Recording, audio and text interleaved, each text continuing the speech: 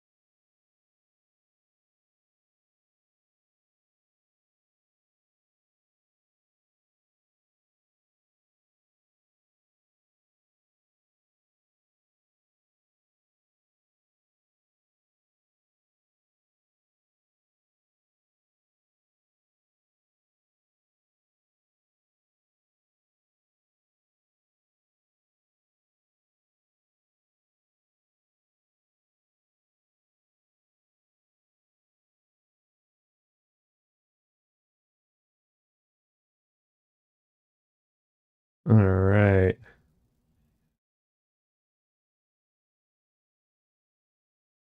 There we go. Hey, it's working. Good. Oh, jeez. How's everyone doing today?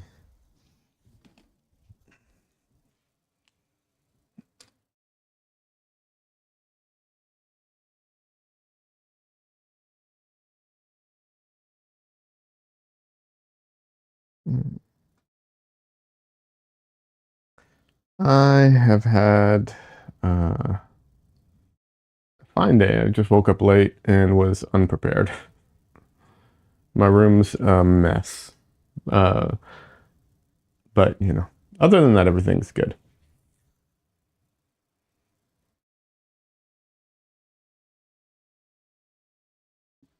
Okay, I need to change the music though. I'm listening to music in my earbuds and it is overly distracting at the moment.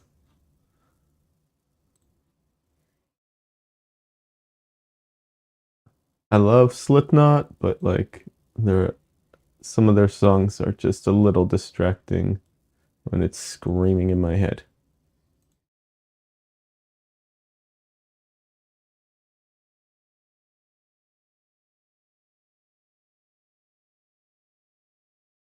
All right, there we go. Um, let's see. Hey, all right. So I did some more mouths off stream and I wanted to share a little bit. I will take a photo and share in my Discord. I don't know if I'll share on Instagram or not. If I do, I'll have to process them first. But yeah, I did some more mouths. So I thought I would share on stream real quick. Um, so last on stream, if I remember correctly, I did three. So I did the rest of these. These ones are just, placeholders. There were going to be mouths, but I just didn't have time. And one of these I actually painted with my non-dominant hand. Nicholas Uribe recently released a video about that. He's had some pain in his dominant hand. And I've, in the past, had problems with that as well. I injured my dominant hand years ago at work, and it's been a problem ever since that's persisted. Um, so I painted one of them with my right hand, and definitely felt uncoordinated with my right hand, but it wasn't that bad. Uh, so just thought I'd share that because I know people, people can be concerned about that, but you can learn to paint with your offhand. It's a coordination issue, but you know, it works itself out. Yeah, let's see. Yeah, a little bit of a zoom in here.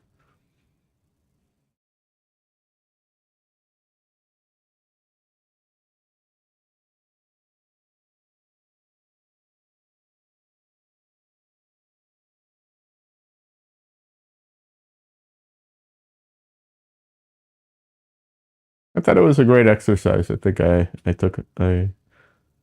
learned a lot from doing it, as I always do. I think doing these types of exercises is always such a good thing to do.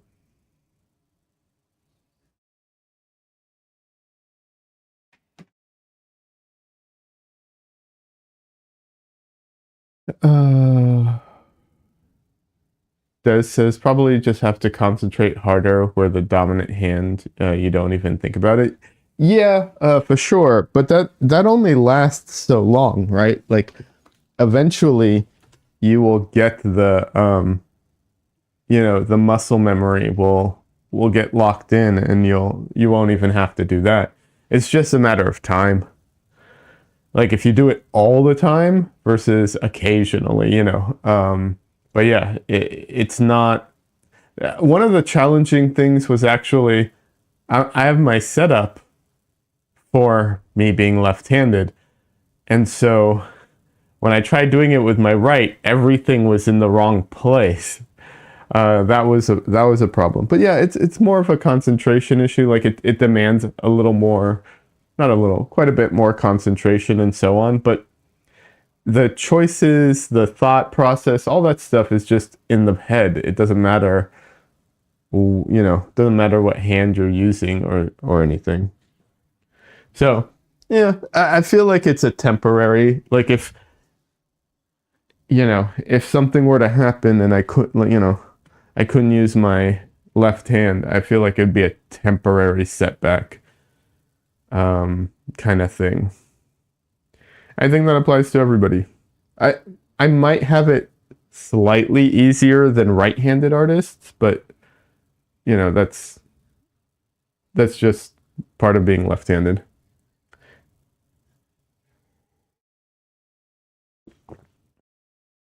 People paint with their mouths and with their feet, so anything is possible. Yeah, absolutely.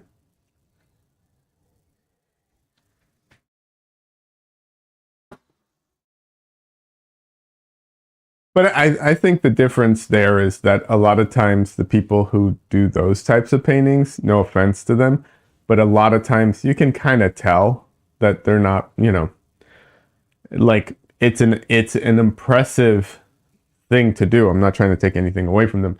But if we're talking about an artist like Nicholas Uribe who, paints a certain way to then paint with his other hand, you know, or me even, like I paint with one hand, I want my other if I paint with my other hand, I want it to be comparable. Because if I'll tell you something, if I painted with my foot, it would not be comparable.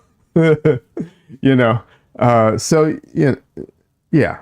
But yes, anyone can paint. And it's understandable if you're painting with something that has far more limitations that it would show. It's not, um, it's not like unexpected. I have to get something.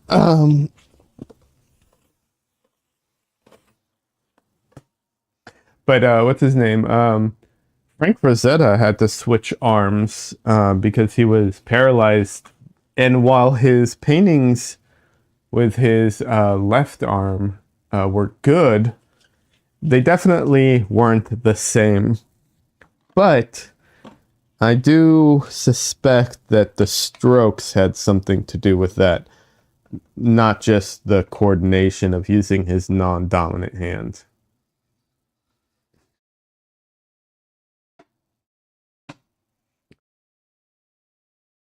I wanted to show uh, something horrible, but not horrible really, but just not good. So here is a little painting. I went out plein air painting the other day with some artist people around here, and they are very good and made me look like a complete fool because this is what I painted, and it's not very good. But it's okay. I don't mind showing it anyways because plein air painting is really hard for me. I'm not good at it. But I did take photo reference, so I think what I might end up doing is trying to finish it or paint a new one using the photo reference. Oh my god, leave the house? Eek? Yeah, exactly. You left the house yesterday too, but you didn't go painting? Fair enough, Des. But yeah, I thought I'd share it. I'm really bad at plein air painting. I always tell people don't judge me based off of my plein air art, paintings. It's a different, like, obviously it's painting, right? Because you're painting. So I mean, I think that's about as obvious as it gets. But even though it's painting, it's not the same as painting in the studio. There's a different, I don't want to say different skill set to it, but there's definitely some comfort and different types of distractions and stuff like that that you have to deal with. Yeah.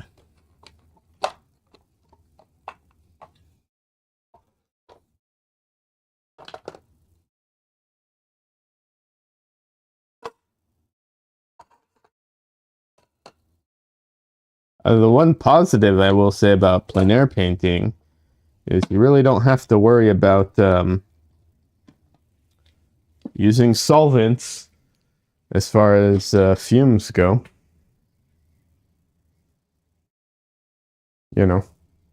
Pretty ventilated outdoors. So that's one positive I can say.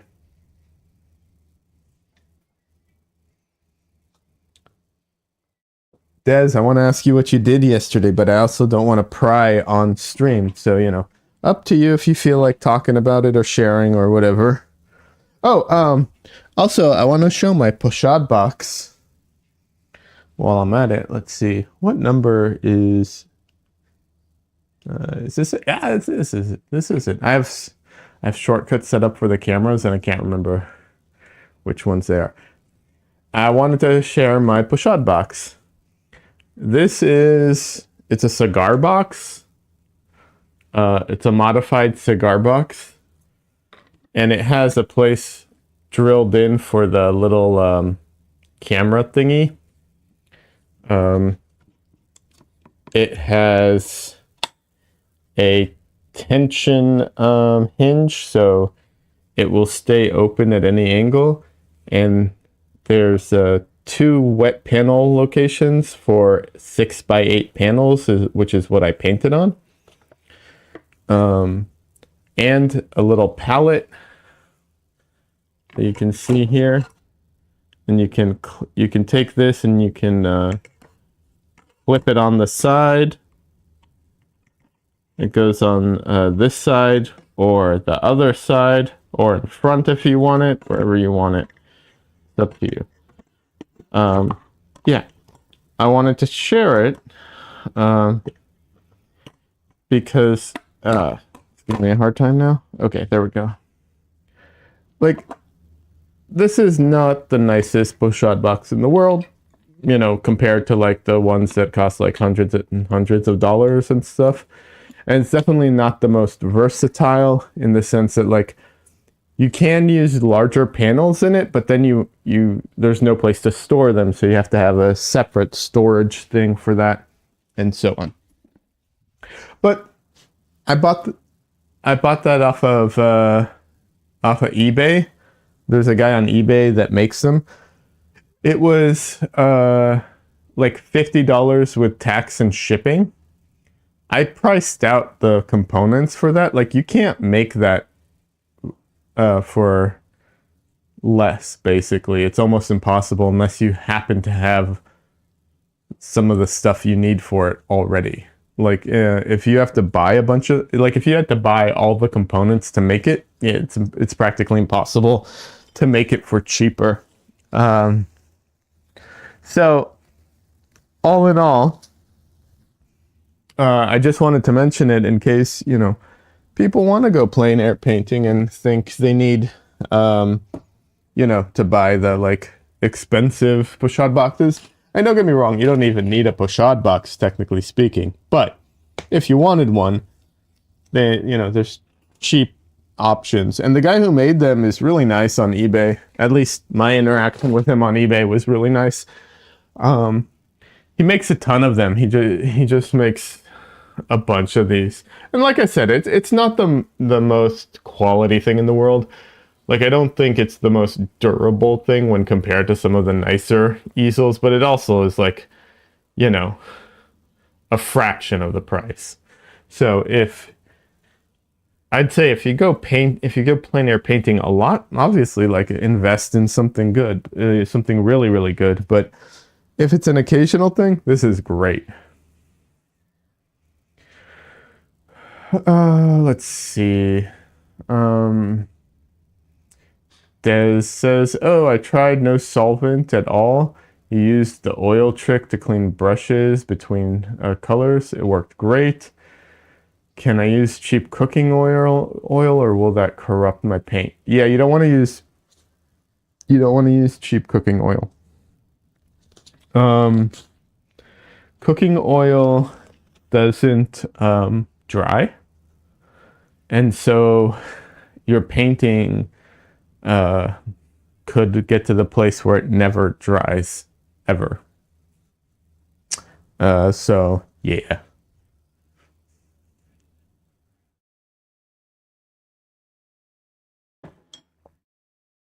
Um,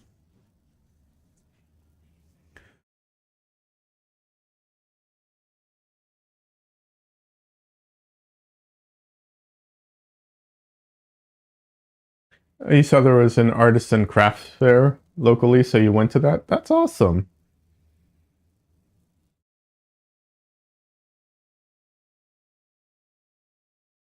Mostly soaps, crystals, crochet stuff. No artist. Okay, but still very nice. A lot of it was trendy, get rich off of crafts thing.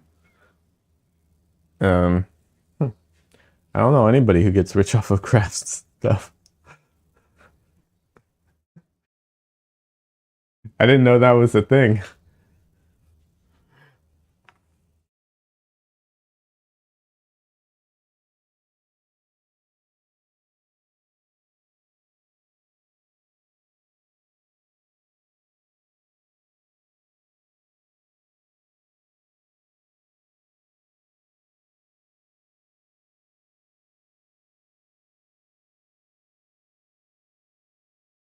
That's the point. They don't. Yeah.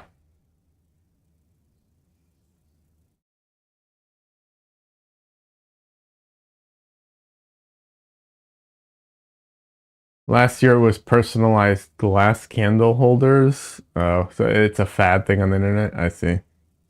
All right.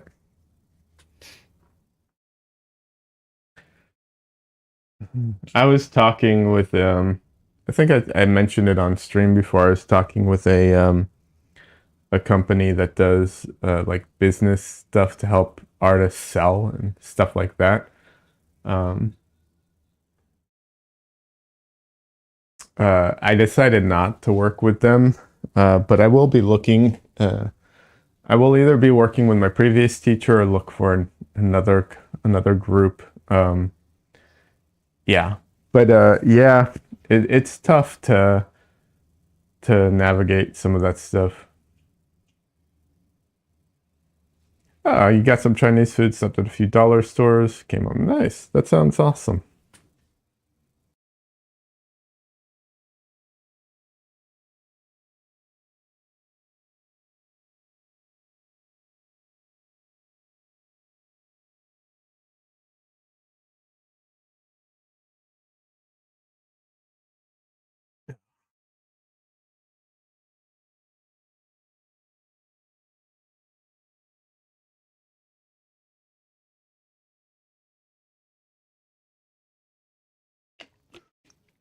I've been drinking these like sports drinks lately. Um, the kind that have all the like electrolytes and crap in it. Um, because I had some weird cramp in my back and the what's it called? The chiropractor said that maybe I'm low on electrolytes. Actually helped. So I'm drinking them more often now. Maybe it's all in my head, I don't know, but yeah, it seemed to help. So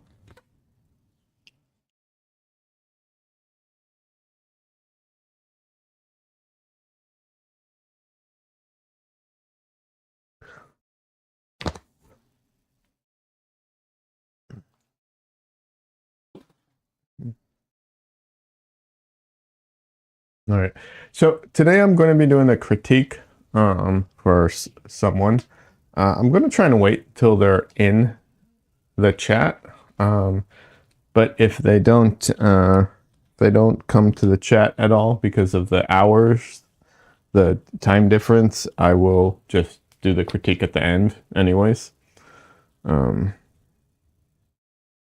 Although I'm not entirely sure what they need help with. So they didn't. I should have asked more information in the Discord, but I was so focused on being able to put it on stream that I didn't think about it.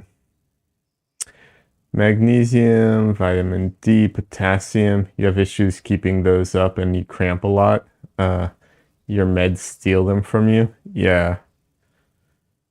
Yeah, I'm always low on vitamin D. Um, yeah.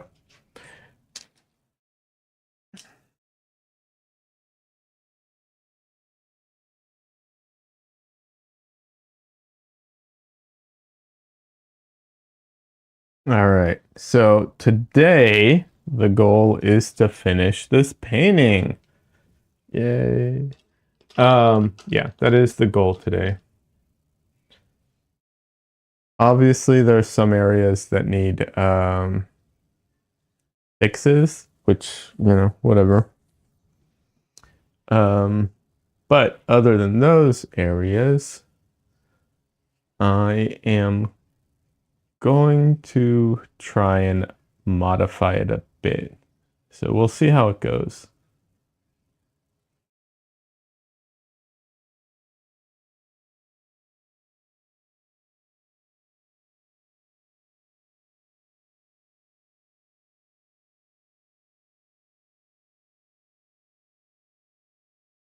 So I'm not looking to modify the proportions for the record. I'm looking to modify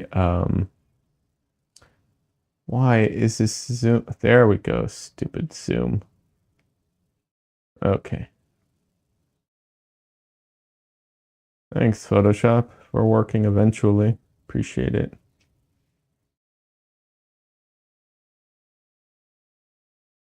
Yeah, I know certain meds steal all kinds of stuff from people. It can be very challenging.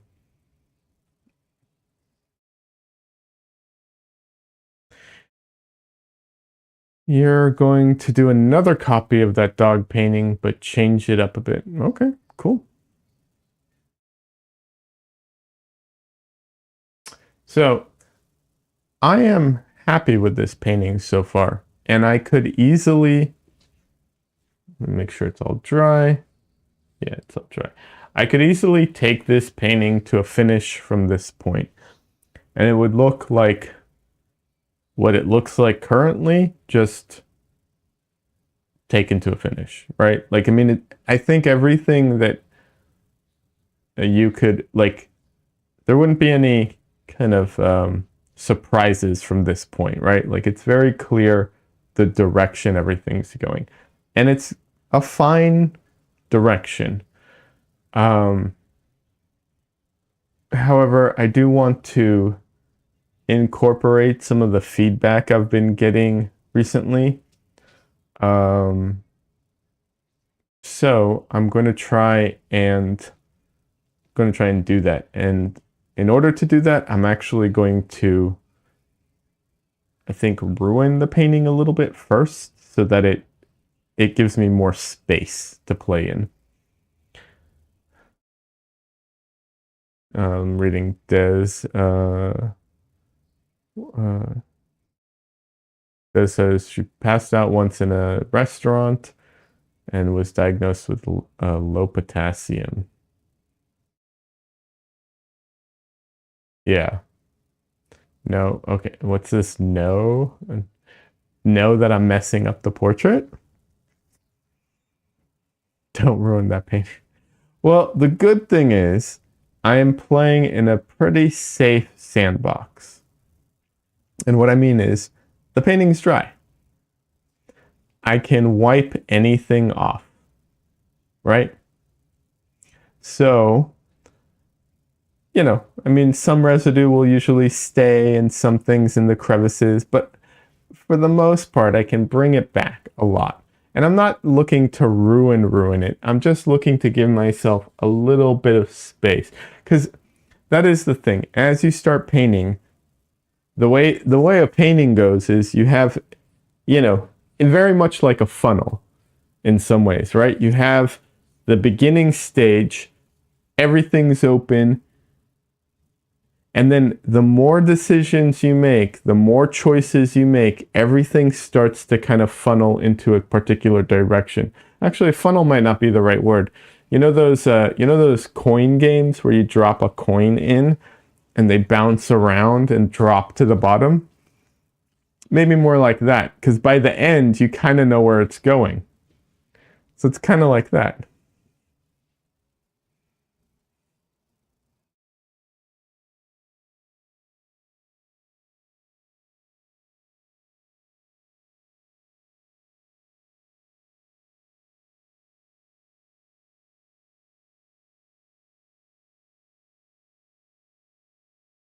But like I said, it's a pretty safe playground at the moment because everything's dry, you know.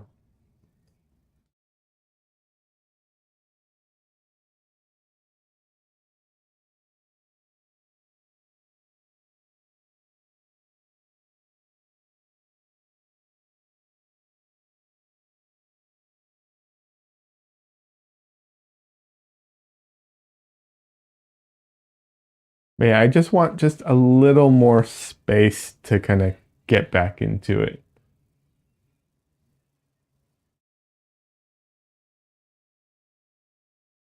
Just a little.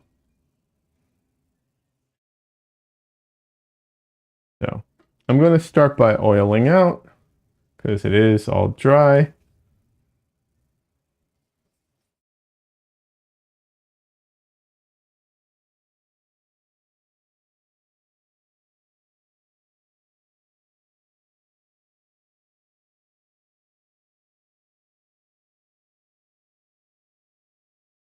I'm just using oleo gel to oil out. Um, I feel like oleo gel is a really good medium for oiling out, though you can use regular linseed oil or walnut oil or probably other things as well.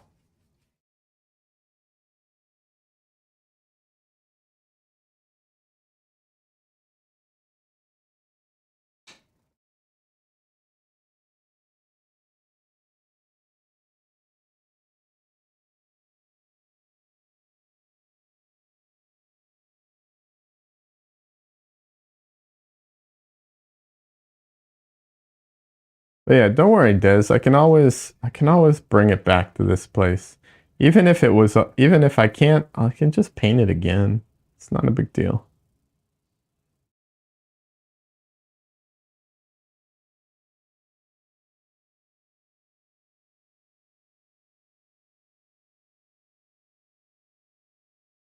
I need to clean this brush. Damn. Okay then.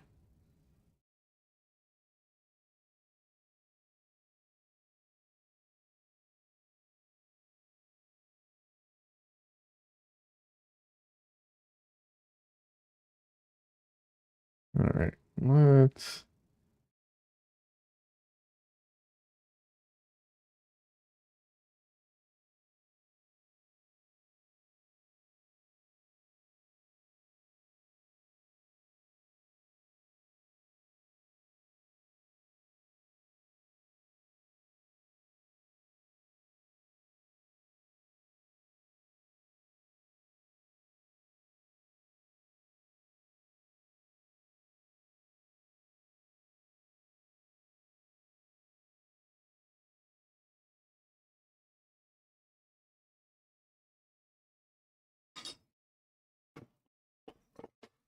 I used all my oleo gel oiling out, so let me get some more.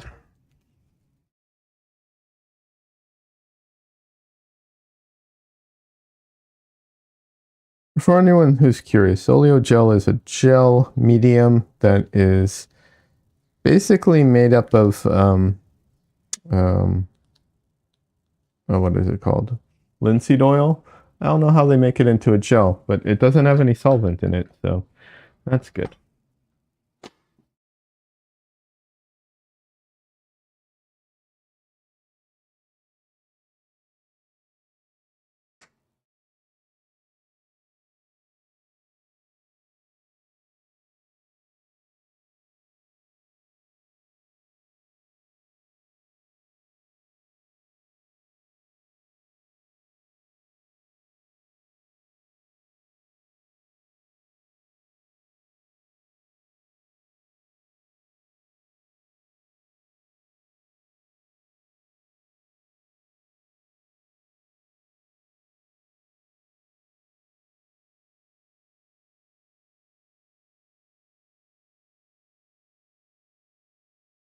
All right, so I'm putting a lot of medium into these mixes right now.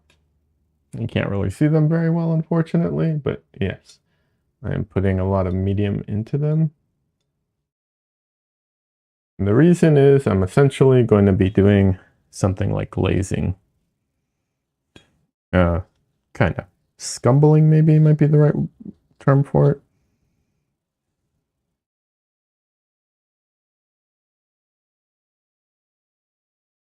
All right. I am going to need to clean off this one brush though, because I need a slightly larger brush, and that's a slightly larger brush.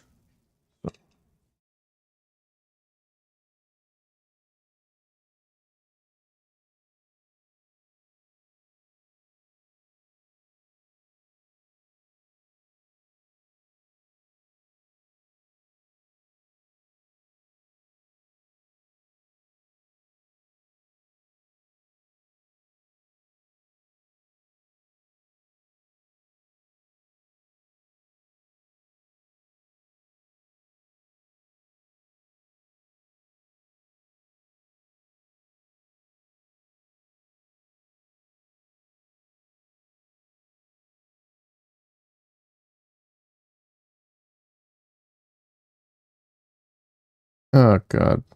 Ah, damn it. Okay, well, I guess no to this brush.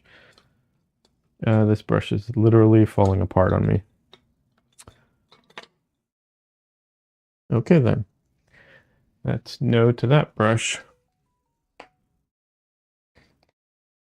I will have to find a new brush.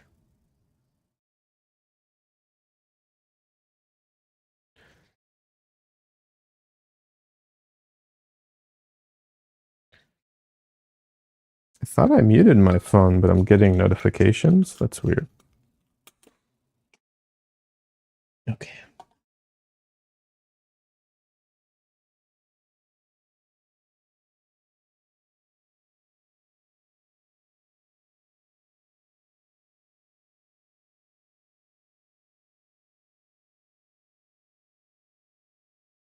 Oh, thanks, Des. I appreciate you letting Sujan know. Yeah, I will do the critique if when he shows up.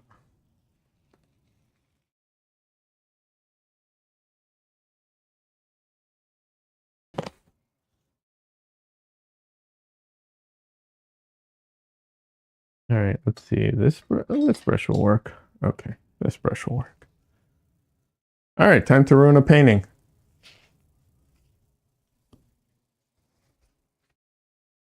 I'm kidding, Des. I'm kidding. Maybe.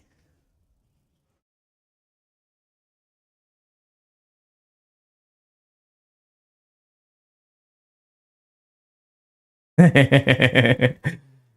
right.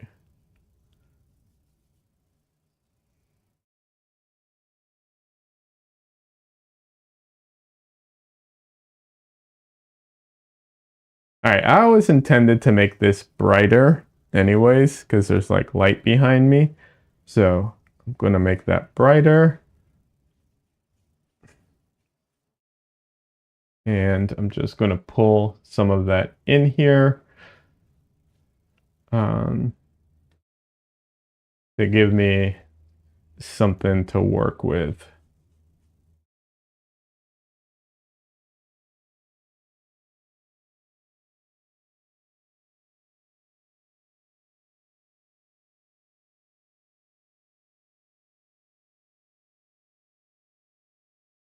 And then this is way too bright for what I really need it. Like I'm going to have to change that, paint it out, but I want to be able to paint back into it, and I can't if there's nothing there to paint into.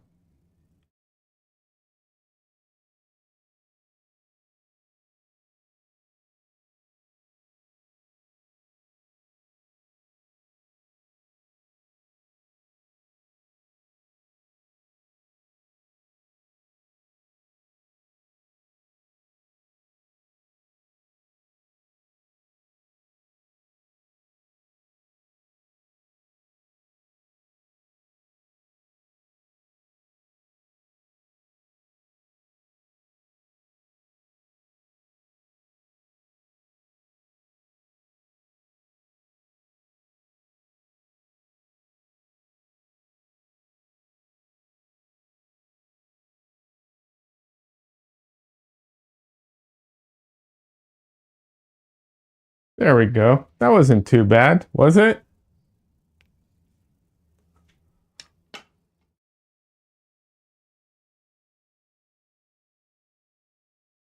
And to just to show, and also because I plan on correcting some of this, um, but because the whole painting's dry, I can take my wipeout tool and just wipe out some of this stuff that I feel needs to be wiped out. And some of it does already. Like I know that already.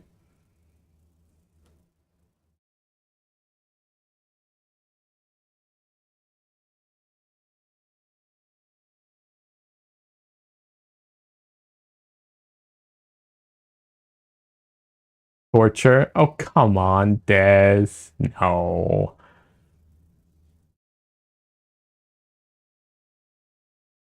You love those tools? You use them when you need. Yeah, no, wipeout tools are great.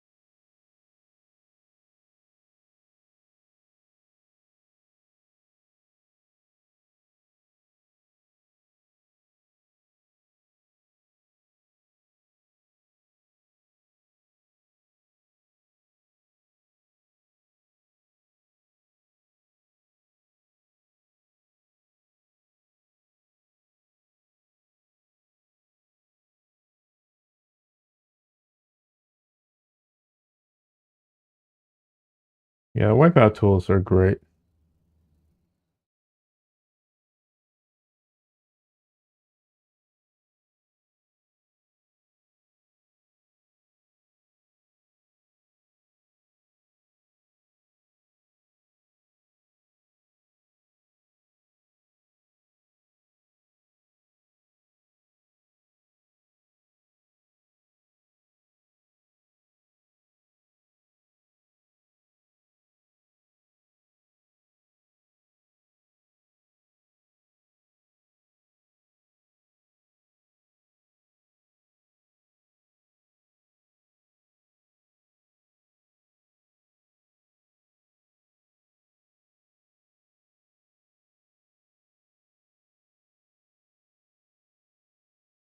The funny thing is, there's a chance that everything I'm doing right now totally pointless in the sense of what it actually takes to take this painting to a finish the way I'm like looking to.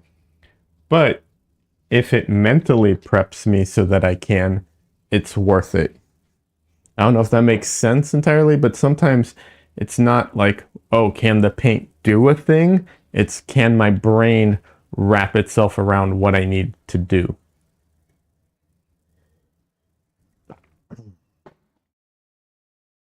Alrighty.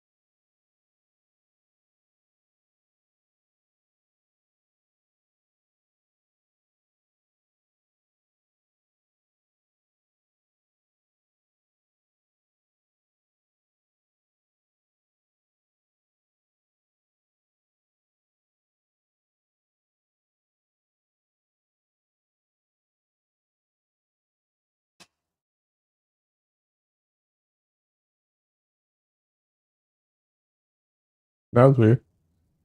Sounded like something fell, but I have no idea what just fell.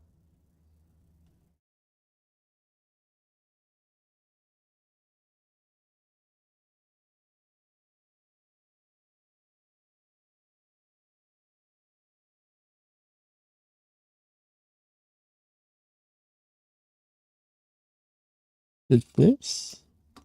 I don't know. Oh well.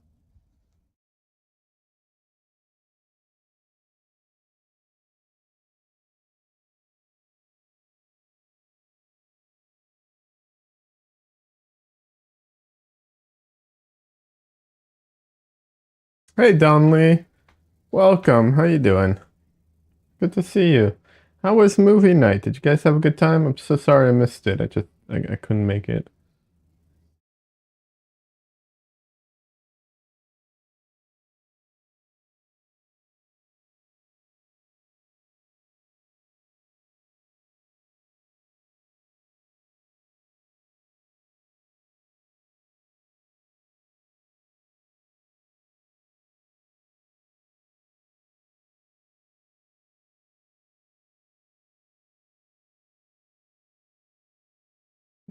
He's ruining it.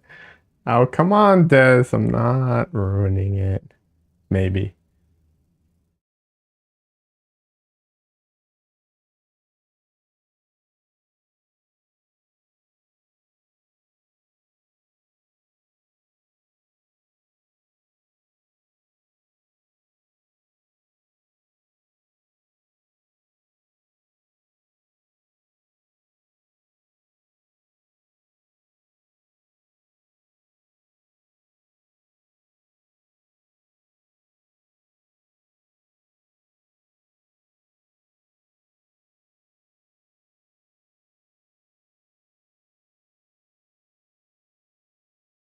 Thanks for the faith, Donley. I appreciate it.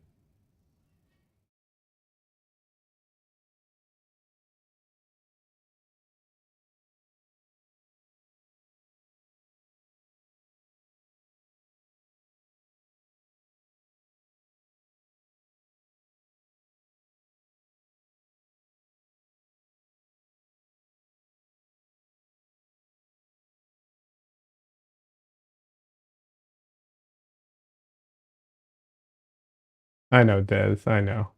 I know.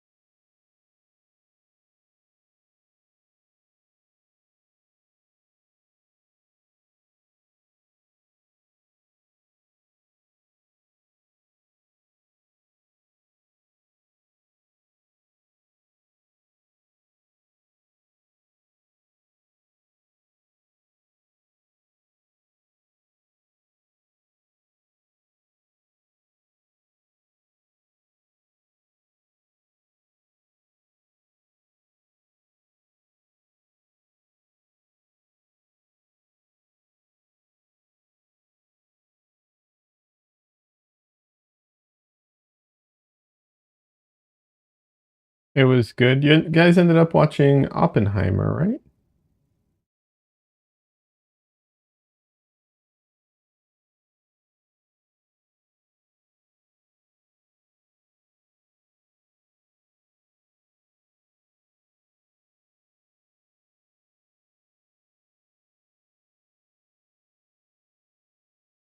I've heard good things about Oppenheimer, but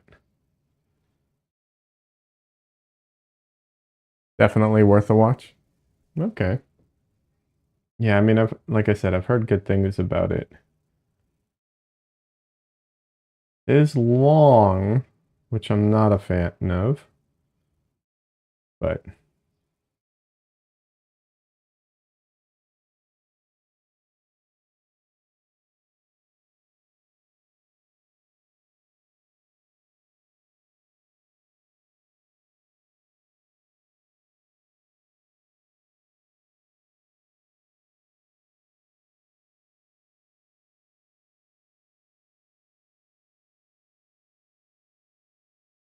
okay, Des. See you when you get back. Donnelly says, yeah, it's very long, but the movie doesn't feel long, in your opinion. I've heard that. I've heard that from multiple people, so I can believe it.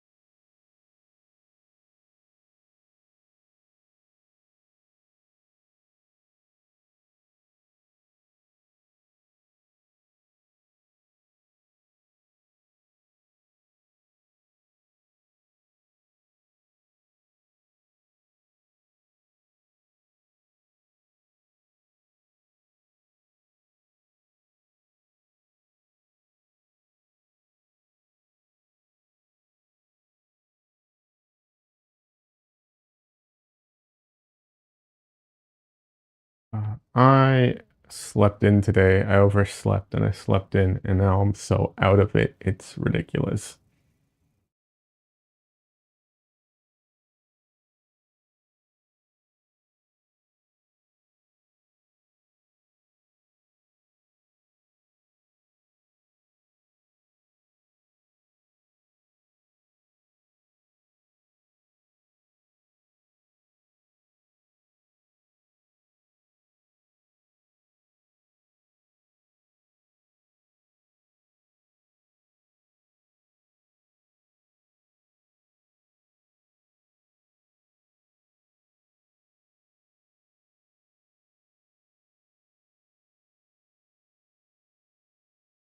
I just realized too, I haven't eaten anything today,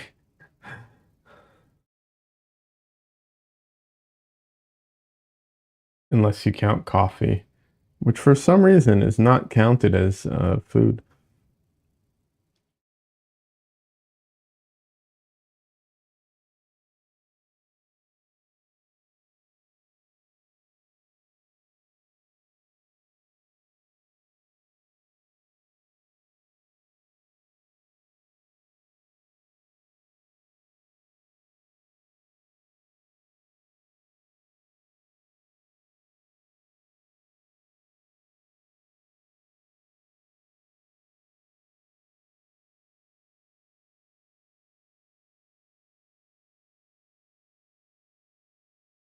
Mm.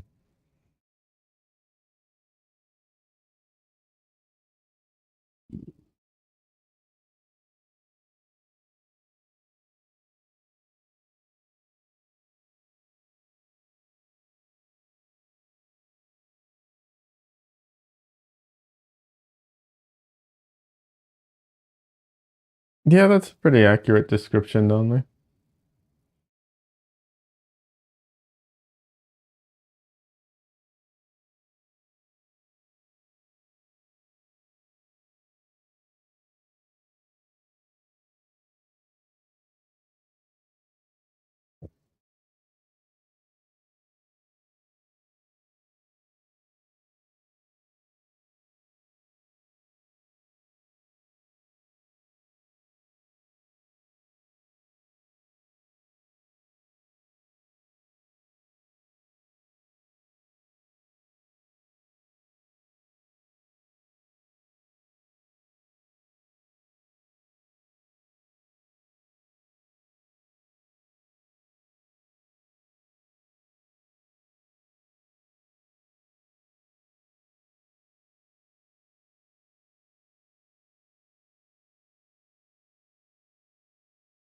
Oh, I know you're kidding. It's all good.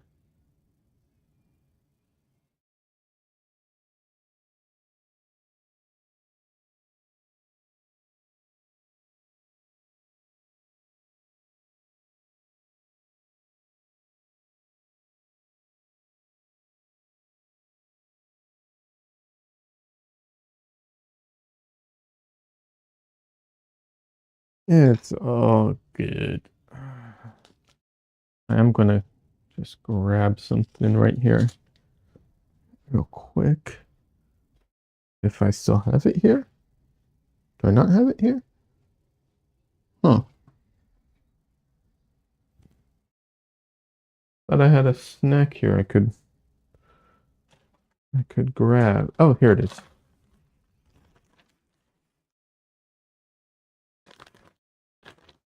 I think there's one left in here. Yep. These oatmeal chocolate chip chunk thingies. They're good.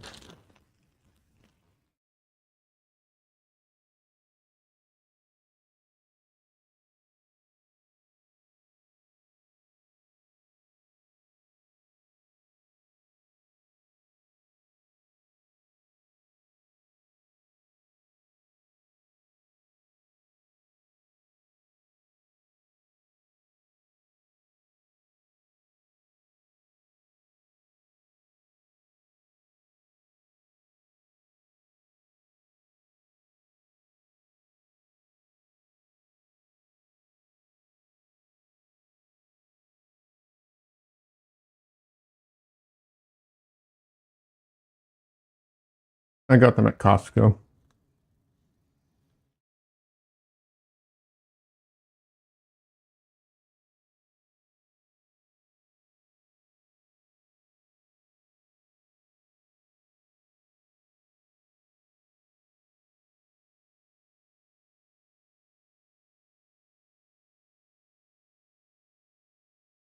They're definitely not a health food, but they are tasty.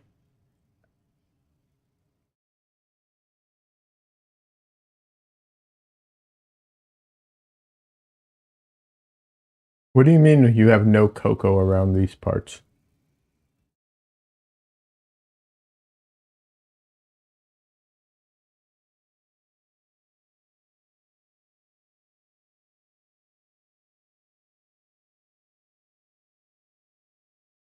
Oh, no Costco. I was like, what? Yeah, that's fair.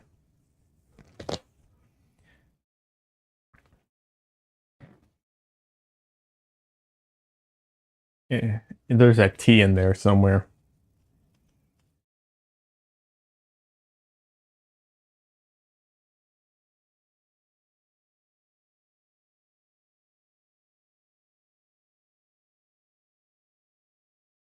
Like cost, like the cost of things. That's like Costco, something like that. Yeah, it's all good.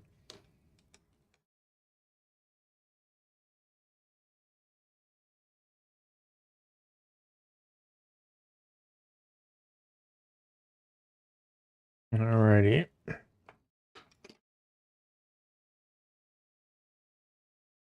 Stay. Brushes, stay. Stop rolling off.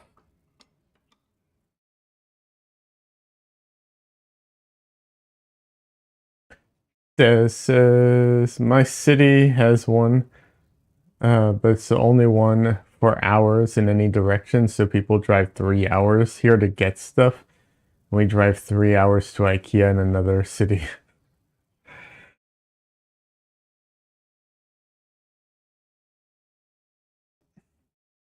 I'll be honest, with the price of gas, I don't know that a 3 hour drive to Costco is worth it, but you know, whatever.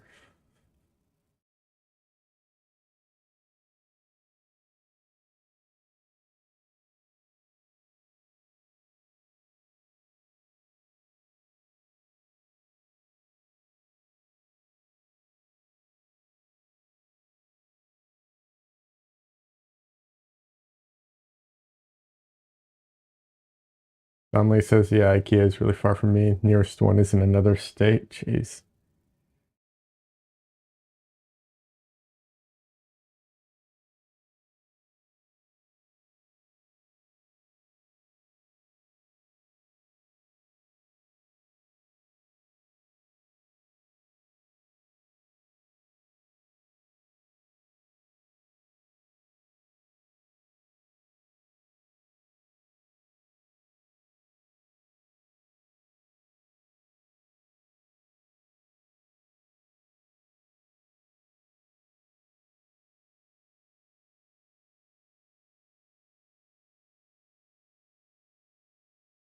Uh,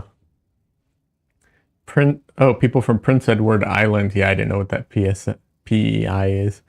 They have to, they drive over, they have to pay a bridge toll and they still drive there to Costco.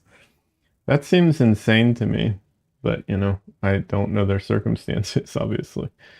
That sounds crazy.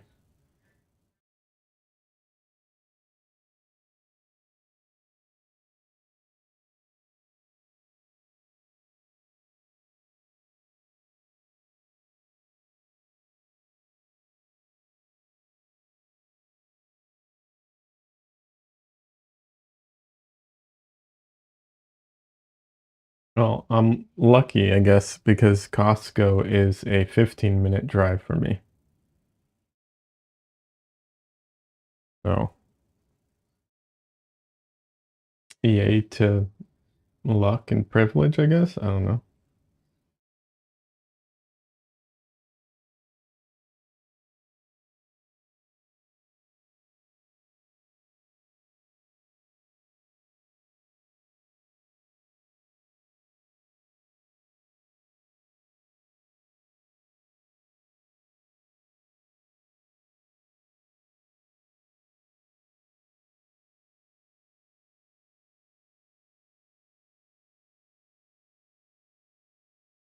It's nice having it nearby. It's busy a lot and stuff, which I'm sure every Costco is, so nothing different there.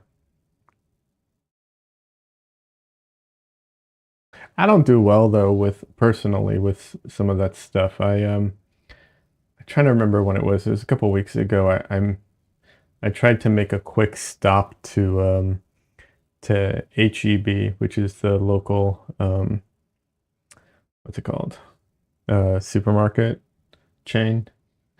It's a nice supermarket chain. I like them. But I went to an HEB I don't normally go to, and everything was in like different places, and I couldn't find anything. It was like just stopping for like something small, and it drove me crazy, and kind of ruined a big chunk of my day. I just don't do well with those types of things. I think there's other things I can deal with a lot better, or if I plan for it, fine, whatever, I'll deal with it. But when it's supposed to be like, a quick little stop, I'm just going to run in, and then I lose my mind inside, yeah, I struggle with that.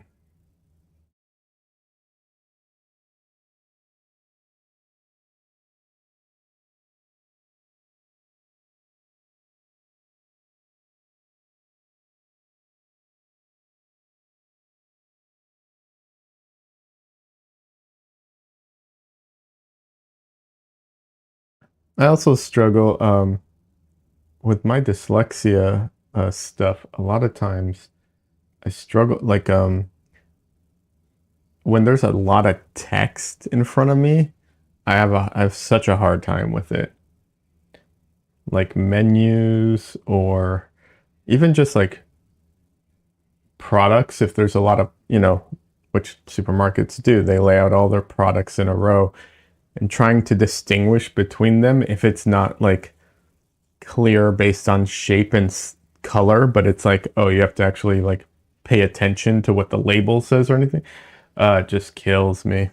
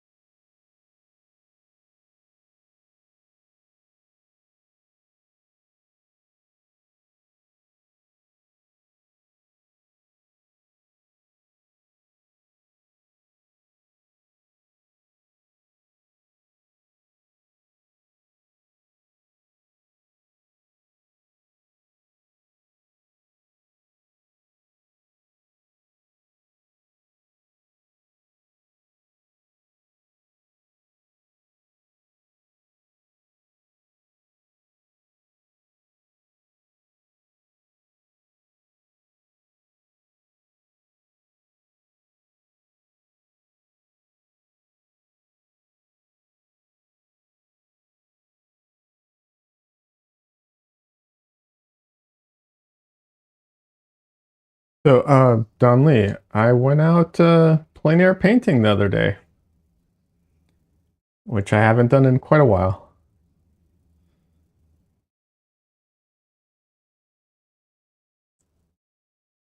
I'm not going to pull out the painting right now because it's kind of a pain to get to, but you can see in the beginning of the stream I showed it.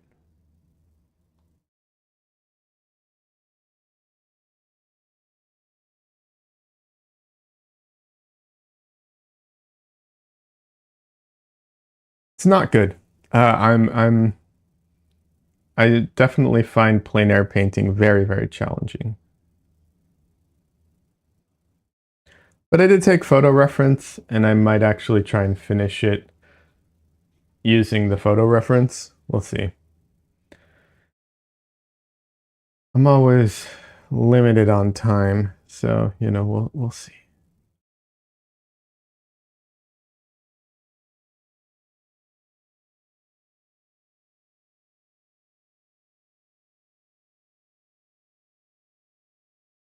But yeah, it's quite the experience to go out painting. Um, the two artists I went with are really, really good.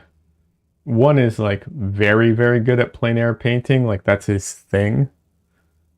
He does landscapes and stuff like that, and so he's just phenomenal. And the other painter is a great painter, though my understanding is plein air painting isn't his like focus, but yeah, he's really good at it.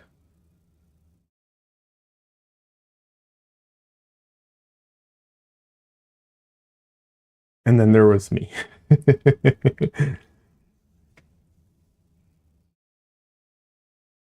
And regardless of what you think of my paintings, like if you think, my plein air paintings are not anywhere near the same, you know, level or anything.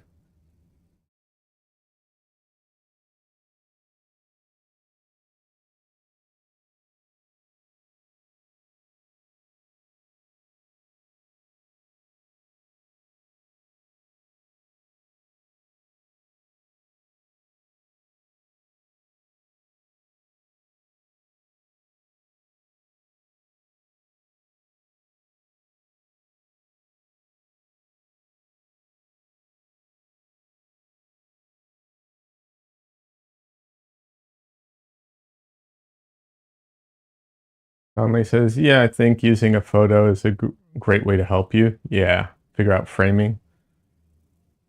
Maybe it takes away from the experience. Well, I didn't really use the photo at the time. I saved it for later.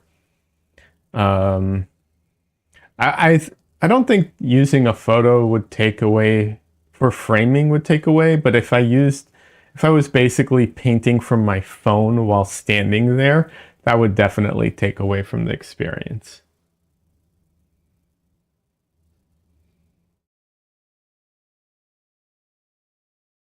But that's not what I did. I saved the photo for later so I could use it as a reference so that I could, either finish the painting or do a new studio bigger painting using the painting I did as a study. But yeah.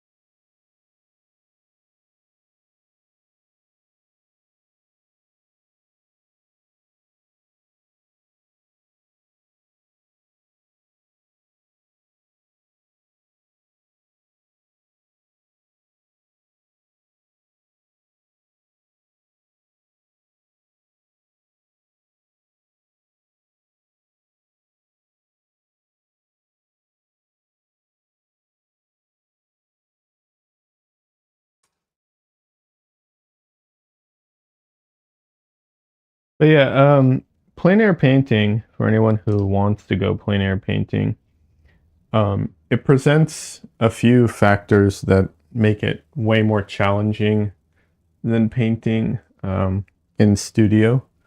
Well, maybe not way more challenging, challenging in a different way. Definitely things move more, you know, so that can be an issue. And then what's it called? Oh, geez. Just being outside in the elements and all that can always be a distraction. The shadows and move as the sun changes. That is very challenging too. Yeah. And then framing can be hard because you can't, visually frame things unless you take a photo or use a framing device, but you're usually not holding it up the whole time. So that also adds some challenge to it. Yeah, so there's definitely a ton of challenges that arise when you paint outside. And then for me personally, I'm not really a landscape painter, so there's a lot of things that I don't paint normally. So subject matter also becomes more difficult, makes it more difficult. So a lot of things to practice to get good at it, basically.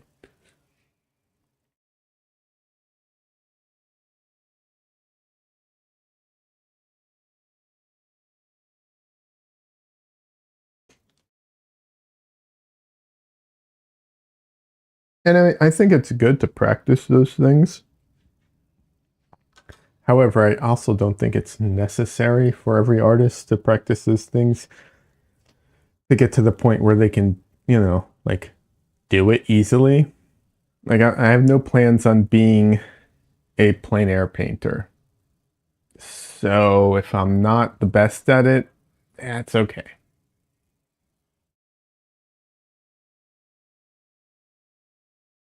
Yeah, you don't have the nature shorthand baked into your brain. Exactly. And I don't have the knowledge. Like when I look at a face, I know a lot of the things I'm looking at. Even if I don't remember the names of all the muscles, I know a ton of the anatomy underneath everything. I know where the muscles connect. I know a lot of this stuff already. I don't know any of this stuff about trees or plants or any of that stuff. I'm just going purely based off of visuals. Yeah.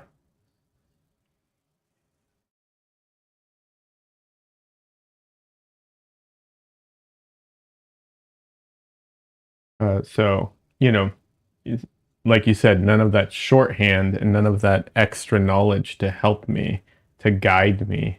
Like, what's important about this about, let's say, a particular tree? Like, what about that tree is important to convey so that it's the right type of tree? I don't know.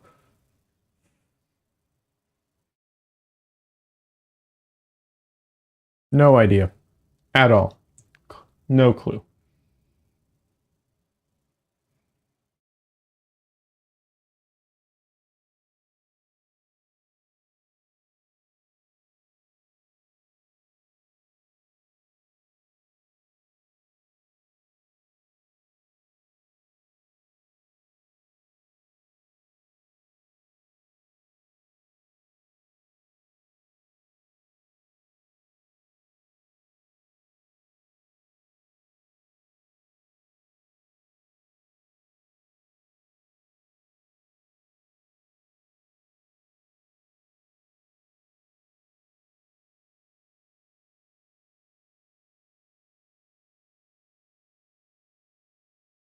There's I can't remember who he is right now, but there's a comic book artist.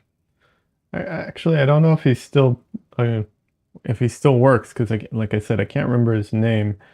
Um, but I remember reading an interview with him, and he really struggled with uh, like using. He really struggled with inking, I think was his thing. He said he really had a hard time with it. Um, and eventually he developed a style where he would use uh, just flat, um, you know, what's it called?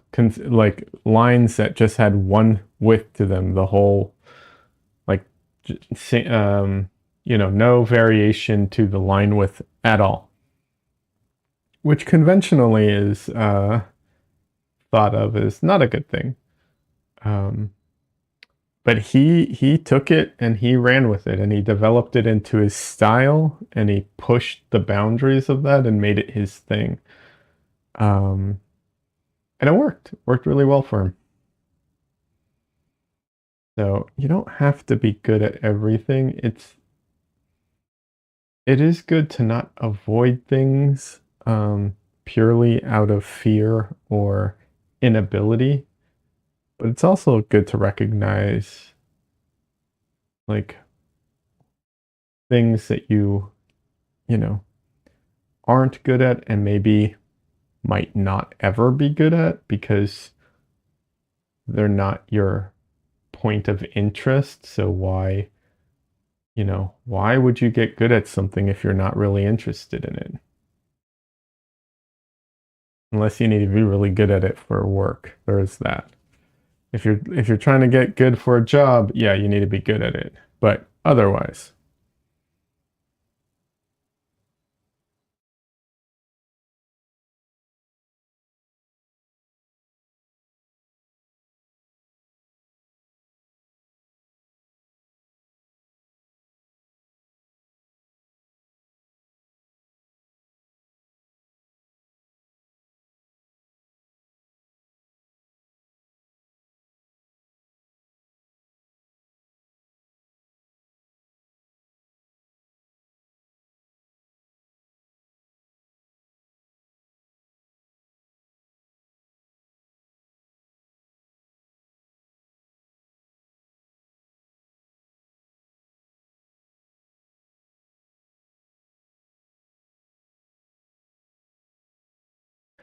yeah, I don't think I'll ever be really good at landscapes or plein air painting if for no other reason it just does not hold my interest.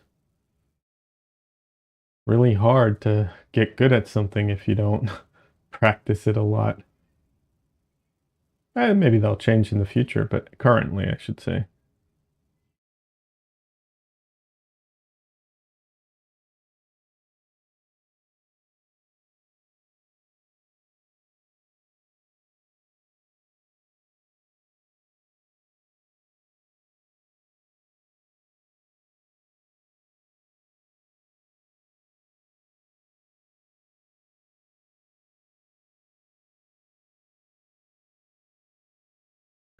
Not enough Bob Ross in your life. That's the type of shorthand I'm generally trying to avoid. No offense, Bob.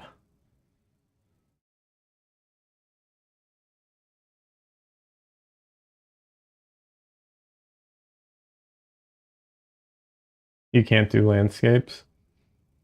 Yeah, you can. You can't currently, but you could if you wanted to.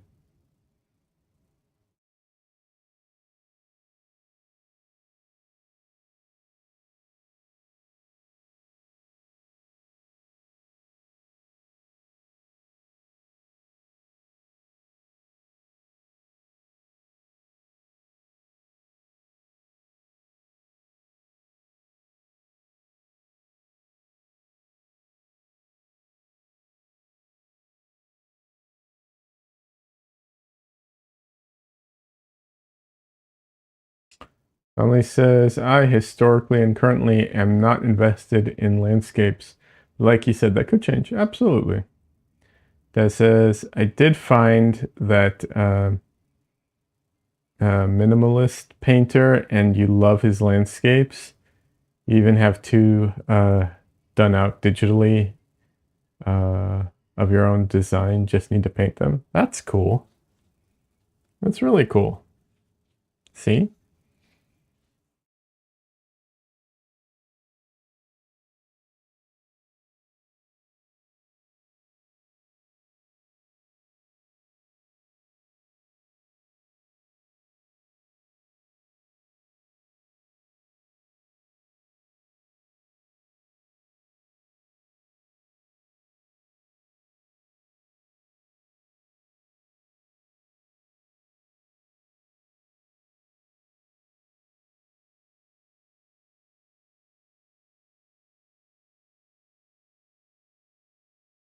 So you might just have to find your style in landscapes to become a landscape painter. There you go.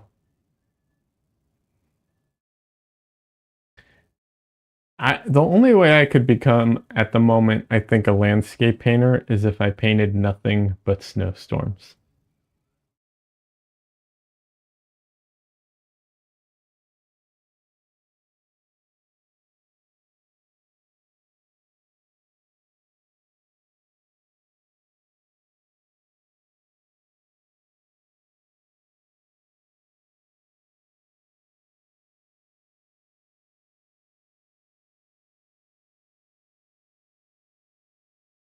Prior to Bob becoming a landscape artist, he was into abstract art and developed his trick method of painting to be able to more easily teach others. Donnelly says, "I thought he learned from like there was someone that was already teaching in a similar fashion, and he learned from them, and then he developed his own." Is what I thought I remember. I could be wrong.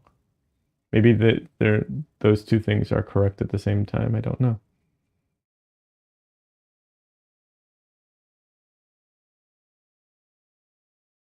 Yeah, you think he did learn it from someone else? Yeah. Yeah.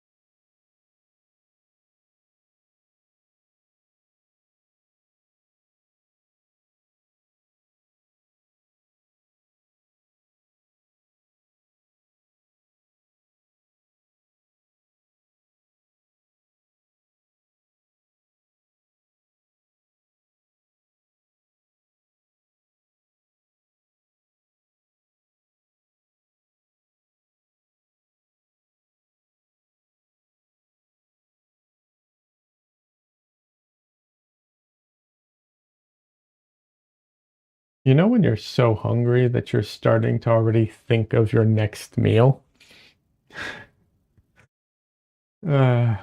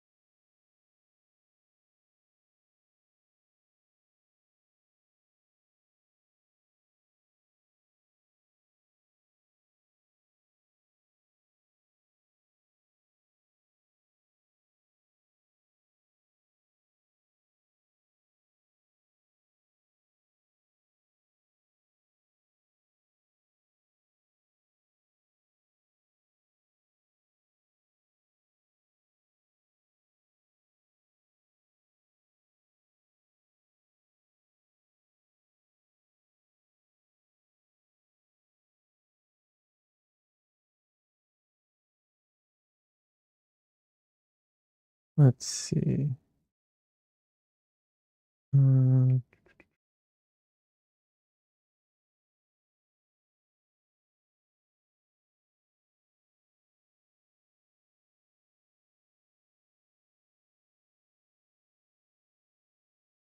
I don't know how the quality of this is, but you know.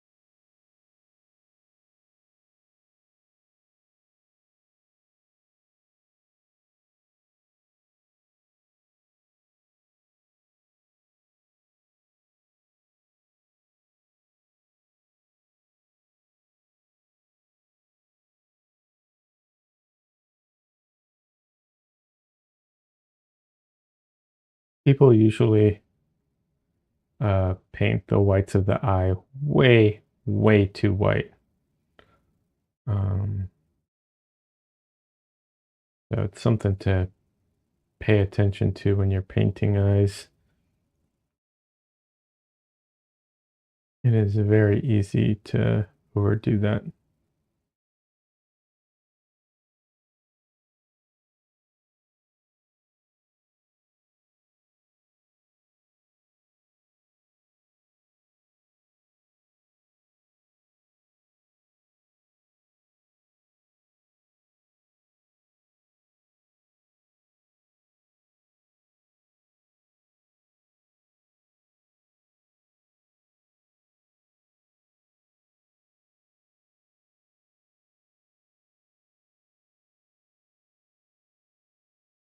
Yeah, eyes and teeth. Yes, yes, same with teeth. Absolutely.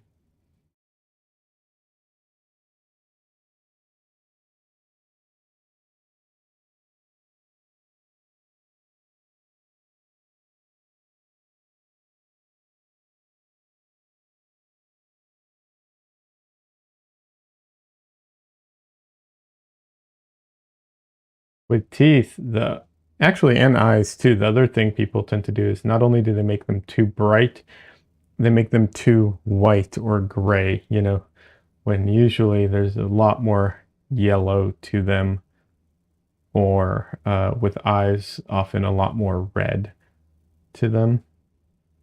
Yeah.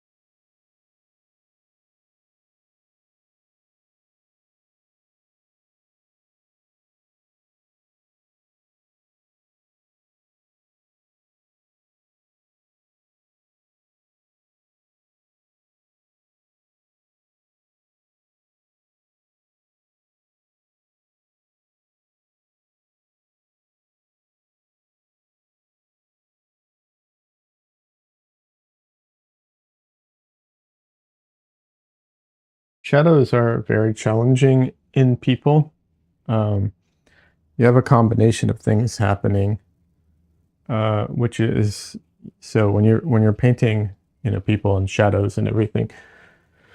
Um, one of the things that happens is, shadows are cool, right? But they're only cool if there's no warm bounce. They're only cool. Well, actually, they're not cool, but relatively speaking. But if you have bounced light, then they can be warm, and people's bodies are warm colored, so they bounce back warm color.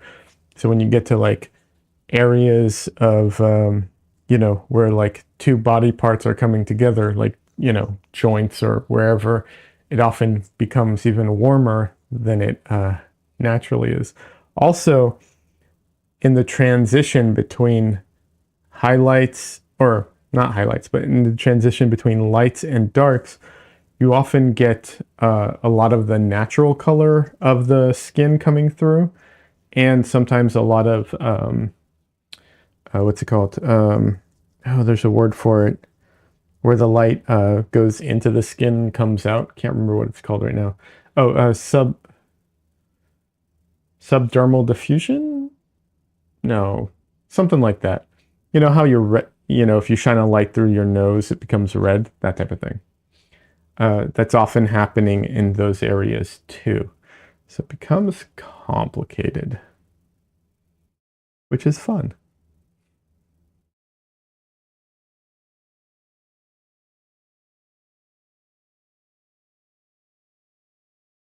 Personally, I find that stuff to be some of the funnest parts about painting.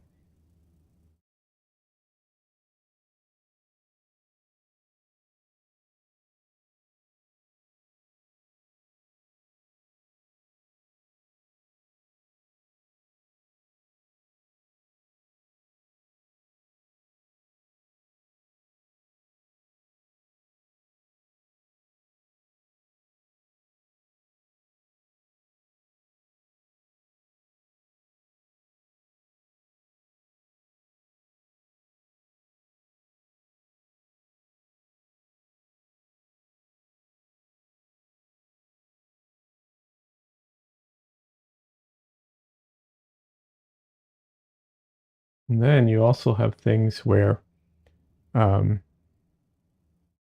when you hit the edge of when things are at the right angle, sometimes you'll get reflections that work in a very, very different way, for numerous reasons. One, like people often have fuzz on their body that you don't see until it's at the very edges. That's one. Another is, you know how like if you throw a stone at water, if you throw it down at water, it just goes into the water. But if you skip it along the edge, the surface, you can, bounce it. It's all about how the angle works. Same thing happens with light as well.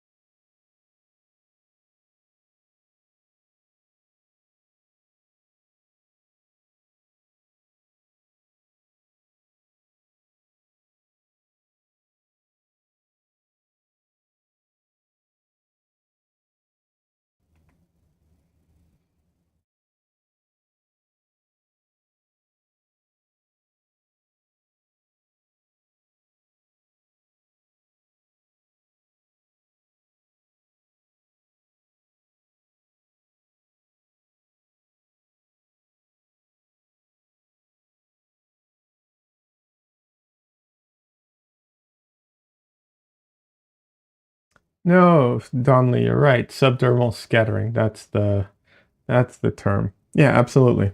That is the term I was looking for. That's what that is. when the light uh, goes into penetrates some of the skin, bounces around, and then comes out again.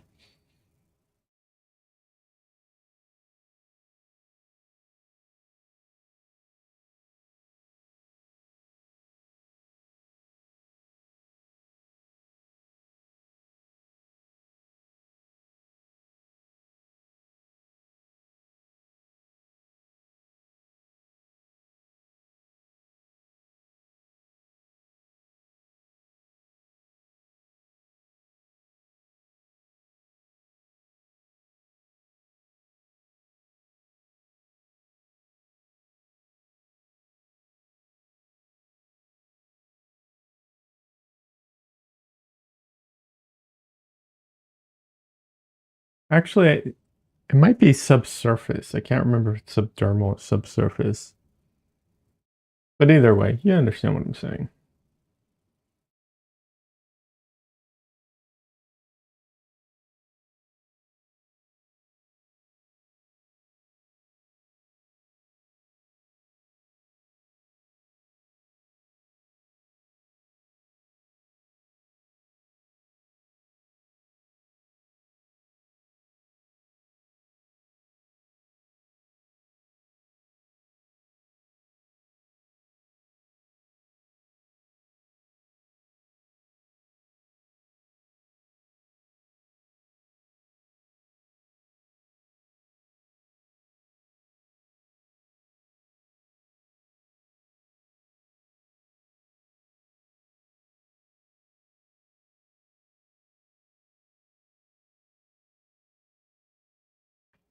But thanks, Donnelly. I appreciate your help with that.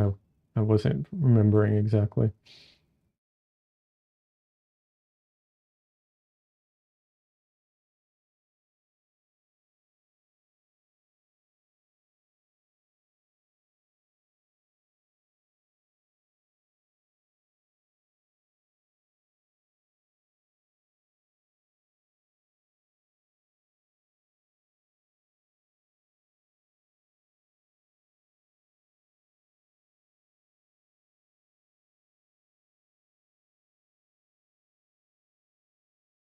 That says dragging my feet. I mean, it's definitely easier to get around when you use your feet versus dragging them. Although I bet it develops quite a bit of upper body strength to drag your feet around.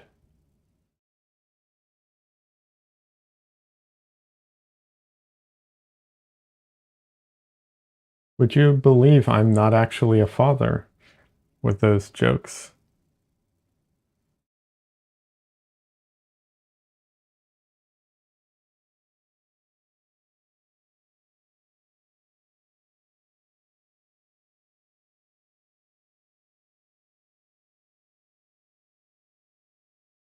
Apparently, cat dad is enough.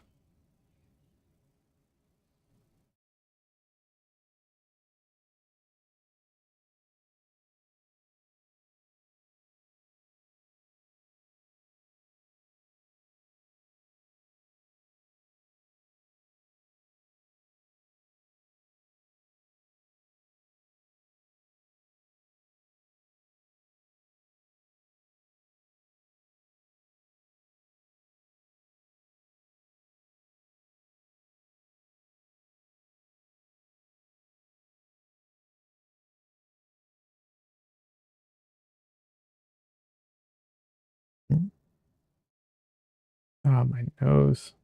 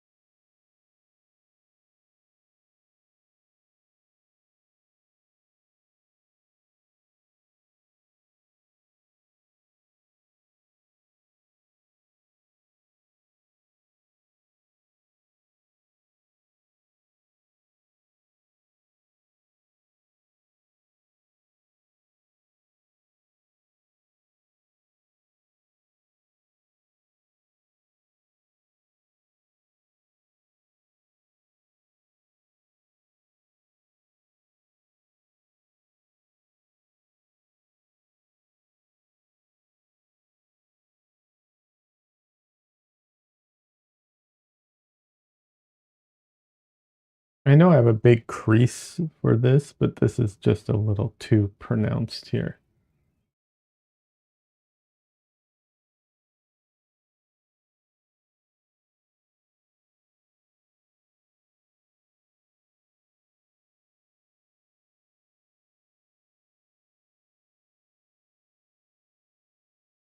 I also have that forehead vein that pops sometimes.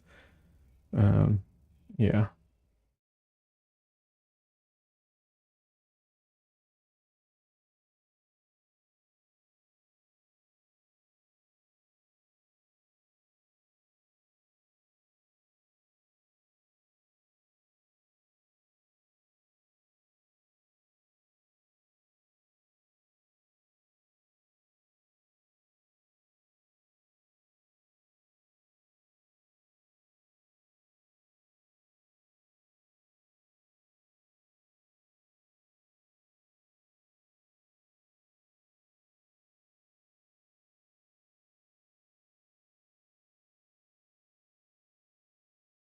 You know what's actually worse than painting yourself? Is doing photo retouching on yourself. Because at least when you're painting yourself, you're trying to make a painting. When you're photo retouching yourself, you're just like, okay, where are all my flaws and where can I make them better? You know? Yeah, it's not pleasant.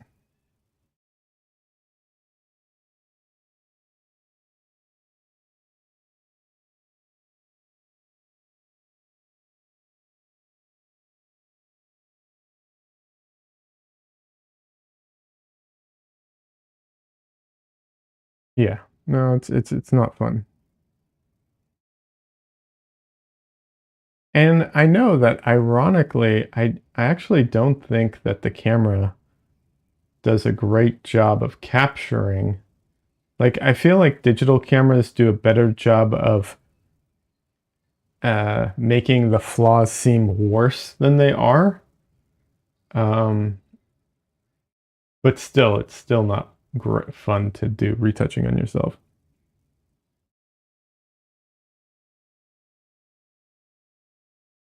And for the record, I'm not talking about like using your cell phone app to do like some retouching. I'm talking about like real photo, like not even just Photoshop, but like real retouching where you're zooming in and you're like fixing all the skin and doing all the things manually and so on.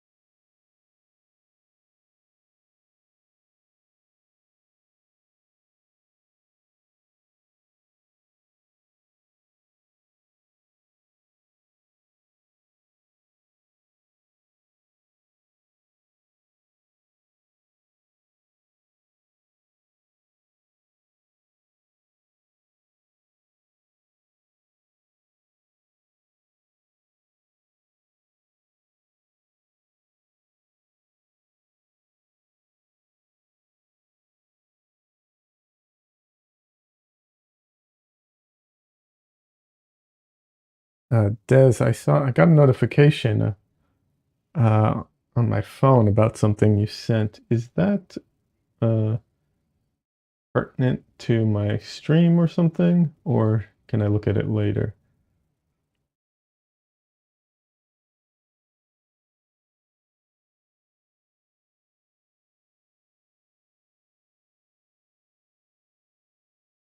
It's just a reference photo. You can look at it later. Okay, cool. Thanks for letting me know.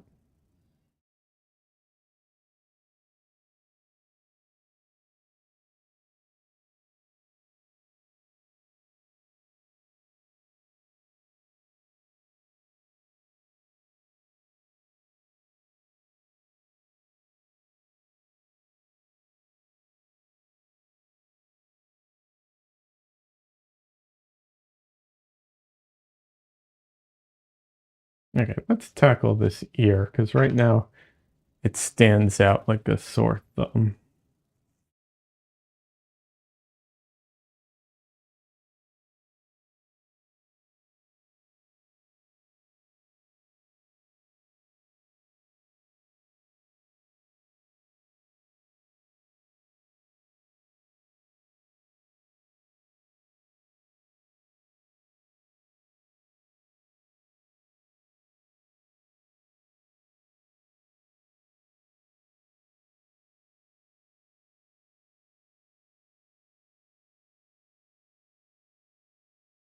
Even if that's not accurate, at least it's kind of like out of the way.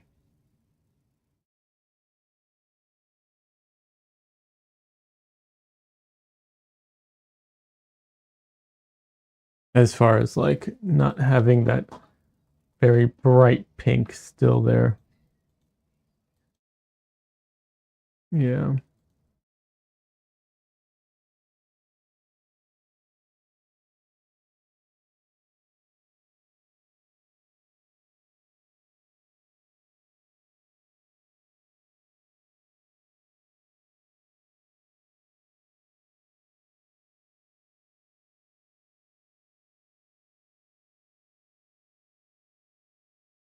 No, no worries, Des.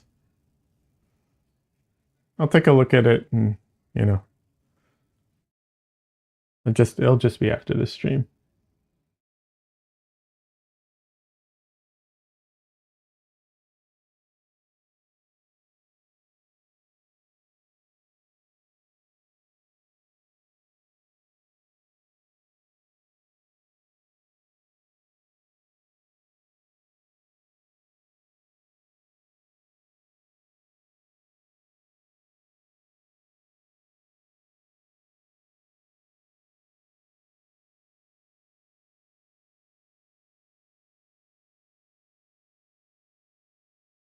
Love how this is coming along. Oh, thanks, Donley. I appreciate it. So I want to talk about this idea I had recently and how I'm going to be trying to incorporate this into my paintings. Um, and it's one of those ideas that um, like it's going to be a developing thing how I incorporate it into my paintings. But I had this idea of a how can I describe it? It's kind of an abstract it's an abstract idea, abstract concept, for sure. And part of this idea I've kind of had in my head before, and I've thought about it in different ways. And part of it I kind of experienced while um, at one of my ketamine treatments, which I've now stopped doing for now at least. But I've done ketamine for to help my depression, which I feel like it helped a lot actually. Although I did it with a doctor and all that stuff. So just putting out the disclaimer, don't just take drugs randomly, people, or do without my consent. I don't know what to tell you. Like, I don't want to be held responsible, basically. And I'm not encouraging kids to do drugs. There we go. I think that covers it. Um, but yeah, the idea is I'm trying to figure out a way of describing it. It's kind of having reality kind of falling apart or falling away. Or like seeing the fringe of reality in my painting, something like that. I don't know how uh, exactly how to describe it. Hold on a second. Des says, I painted the damn thing, but you want it better, I want it to be a certain way, but not sure how I'd change it, change what I did. It's confusing. Yeah, that's a difficult that's a difficult part of painting for sure. Um, that you're actually coming across one of the harder parts of painting because learning learning how to paint and being able to, do a portrait or recreate something you see is challenging for sure. However, it's also ironically one of the easiest parts because at some point you get to a everyone can develop that skill. Getting to the point where you can paint a portrait is something everybody can do. It is very clear how to do it. There are people who can teach you. There are classes. You can, do all those things. You can practice at it. It's a very direct thing in the sense of like, you want to put paint down to look like what you're looking at. It's very obvious, right? I'm not saying it's easy. It's definitely challenging, but everybody can do that. But once you hit that point where you can do that consistently, and that is like a thing that you can do, then comes the question, what do you do next? Let's see. Dunley says, got a lurk, but please go on about integrating the fringe of reality into your painting. Very interesting. Yeah, absolutely. I will absolutely be going on about that in just a minute. But yeah, that's the hardest part is, okay, you've developed a skill. You can paint what you see and make it look like it. That is fantastic. Now what? And developing that artistic skill of pushing things, making it look a little different than reality in some ways, or accentuating things, or giving it that style that you want. That all that stuff can be very challenging, and sometimes the hard part is also just trying to figure out how. Okay, I want it to be. I want to make this painting look, I don't know, grittier, harder, or whatever. How do you do that?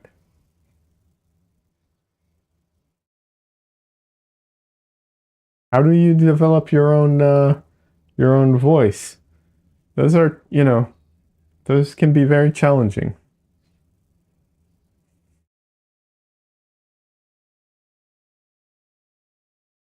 Anyways, going back to what I was talking about, the reality stuff.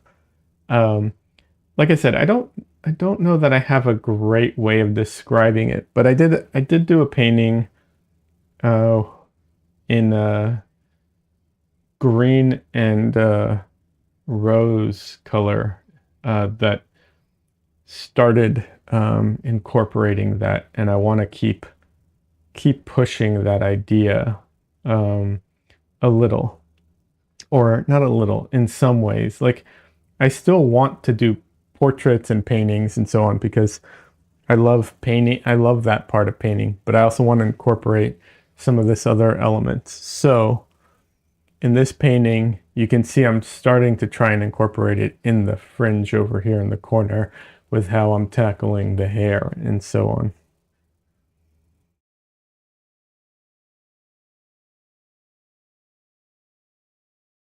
But Des, yeah, you are, I think, at a really good place because you can. I've seen you paint like that. You know, the what's it called? You did that. I've seen your work basically, and you can paint what you see. You can paint, things that you are trying to paint, like the what's it called? Recently you did the cabbage, but you've done other things. Uh, so when you say you have a dog portrait, and you want it to be you want it to be better, but how do you like? What would make it better? That's such a hard question, right? If it, you know, if it looked more like a photo, would it be better? That's up to you. it's subjective. So now it's like, okay, what does better mean? If it looks more like Sargent painted it, would it be better? Yeah, unless you wanted it to be more like a Monet painting, in which case it would be worse. So it is definitely a challenging part of art. For instance, I love Sargent, John Singer Sargent. He's one of my favorite painters.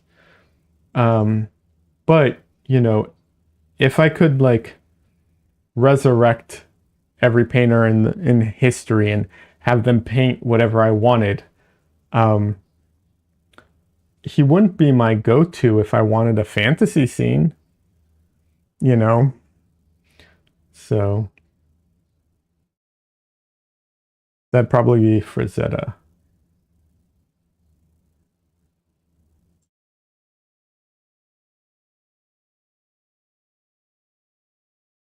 We got a cat, buddy.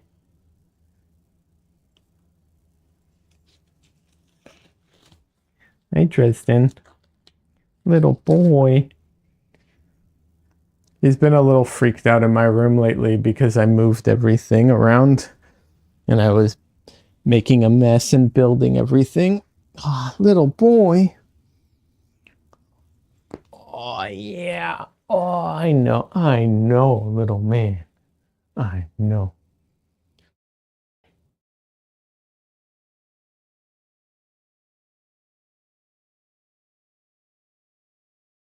Thank you for the licks. I appreciate it. Oh, you're so sweet.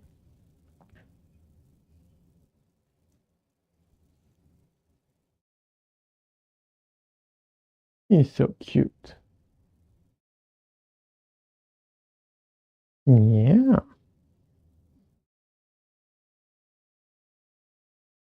He's such a little baby though. Little changes in my room and he's all freaked out. Yeah. Okay, you can go play with your sister. Not your real sister, obviously, but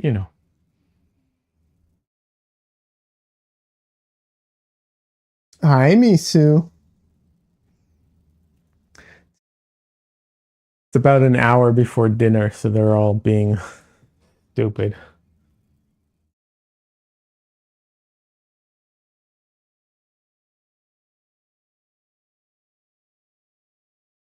Go.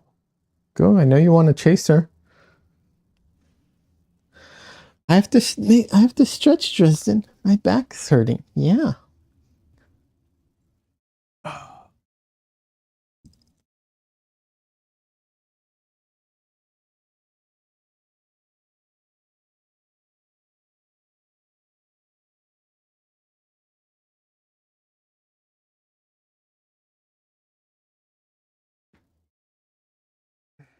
Oh, Don Lee, if you're still here and lurking, um, you don't have to show up, like continue lurking, but I did on this painting um of mouths that I did um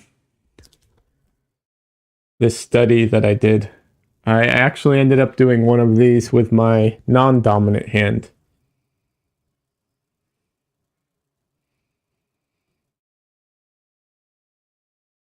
Because we were talking about Nicholas Uribe. Me and Don Lee were talking on Discord about Nicholas Uribe. Um, and so, yeah, one of these I ended up doing with my non-dominant hand.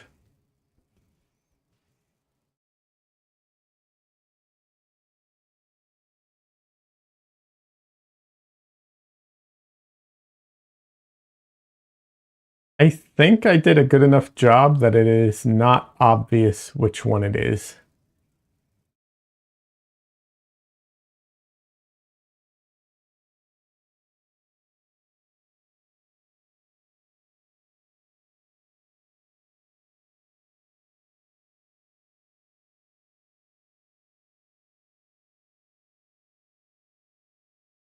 But yeah, It was interesting. It really wasn't like that hard.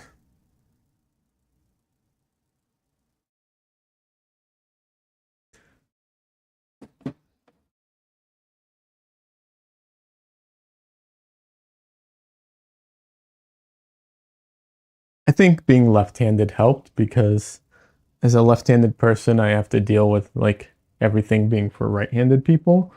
So I think that actually helped me, but yeah, thought I'd mention it. And yeah, this is the painting I was talking about where I tried to kind of incorporate that reality kind of stuff. That's why it's all kind of messy on the sides.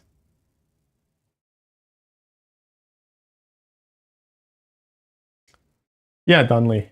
Uh, yeah, it was inspired by that video.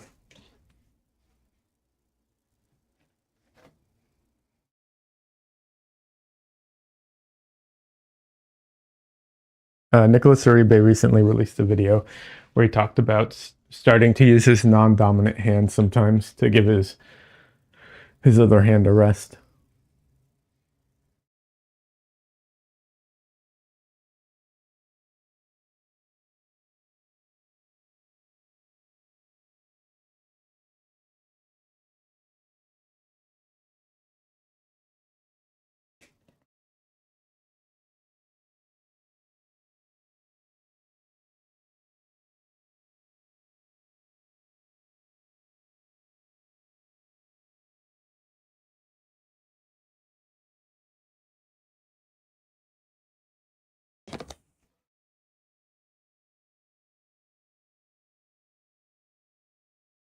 All right, I'm gonna keep going for a bit, and then I'm gonna do the critique.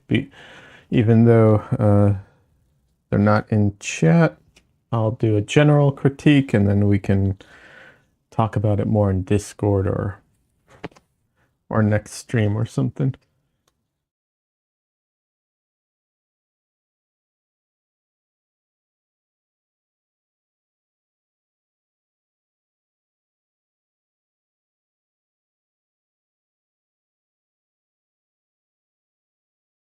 But yeah, I think this is actually coming together pretty well. I don't think that a lot of what I did ended up making that much of a difference in the long run, but like I said, sometimes it's enough for it to make a difference to your brain for it to be worthwhile.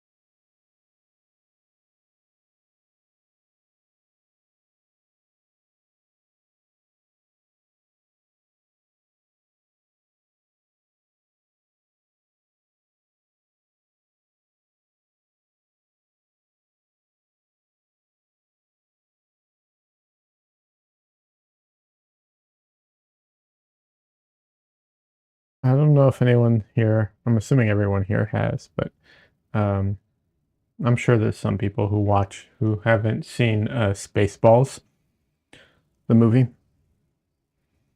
Um, but I always loved in Spaceballs, there's this moment where there's a fight happening, it's a duel, um, and then they accidentally, instead of injuring one of the other duelists, they end up uh, cutting one of the cameramen.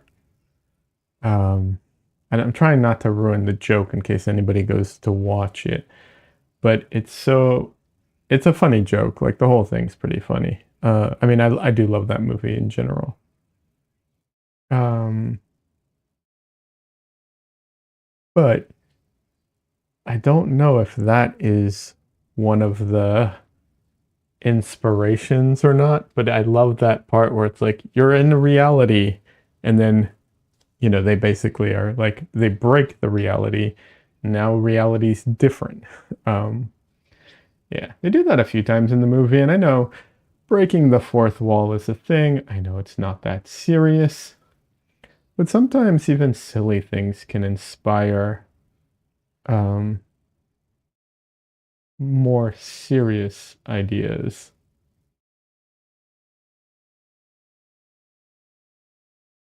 And sometimes ideas don't need to be all that like serious to be meaningful.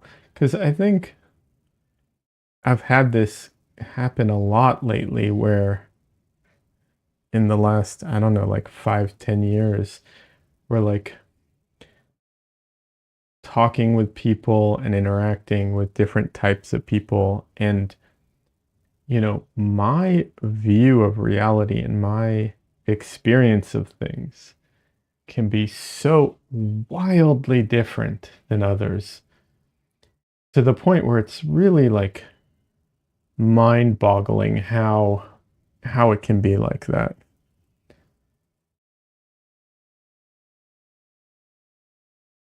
I've told this story on stream before, but I talked to someone who um would never made rice before. They'd never cooked or prepared rice in their life, and they were um, in their 70s. And I know that is not a like a huge thing in a way, right? But it was also like one of those things where my brain just couldn't comprehend this concept that this person had never cooked rice before in their life, never didn't know how it was prepared, and even said that they're not even sure if they've ever eaten rice before. And I was just like, what do you mean you've never eaten rice before? How is that possible? What is going on? What what is happening here? Um yeah. And it was one of those moments where I'm just like, how how can this be true? I don't understand. Yeah, they'd never made it before. They didn't. I was making it in a pot. I was boiling water and boiling. Getting bringing the rice to a boil before simmering, and they had no idea what I was making. It was like they thought I was making some weird fancy, some weird like vegan food. I'm like, no, it's just rice. They're like, oh, that's how you make rice? Like, yeah. I mean, you can use a rice cooker. And then that whole thing came about, and yeah. And so you would think it's a very, you know, common thing that people, most people have had rice in their life. That is a, but yeah, apparently not everyone.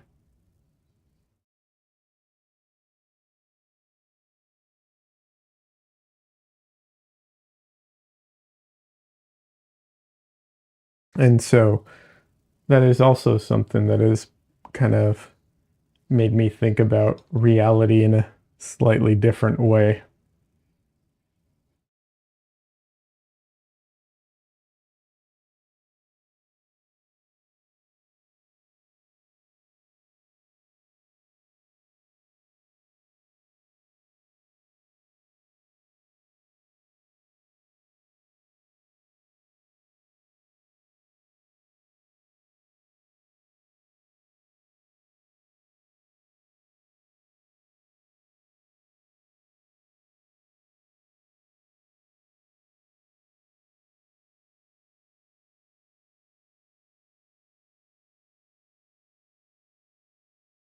Donley is just spamming emotes right now.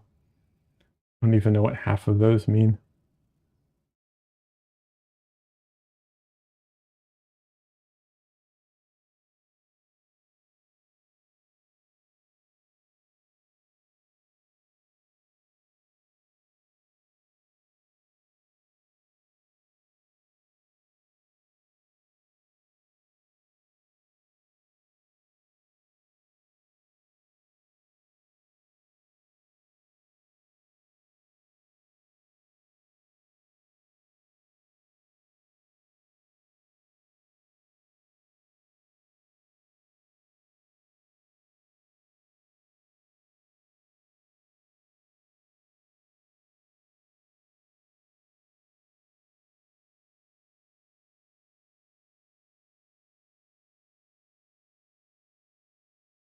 As my family never had a car, we relied on public buses and cabs in dire situations.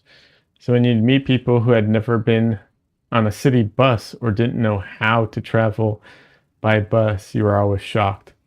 See, I can kind of, depending on where you live, I can kind of understand that because certain places transit suck, but it kind of depends on where you're from.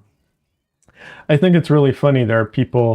There's a lot of people in New York specifically who like never bother to get their license because they just, it's not worth it kind of thing. Like when would they drive type of thing,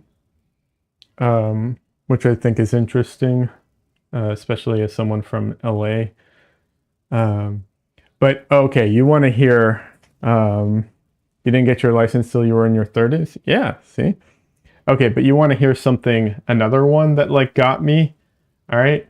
Um, and this might not really hit with people who aren't from Los Angeles, but when I was living in LA, I'd meet people who were born there, lived there their whole lives, right?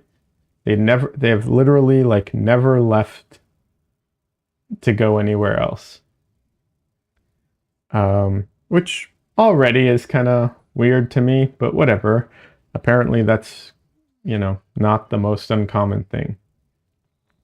But the thing that really got me was I'd meet people who had never been to the ocean.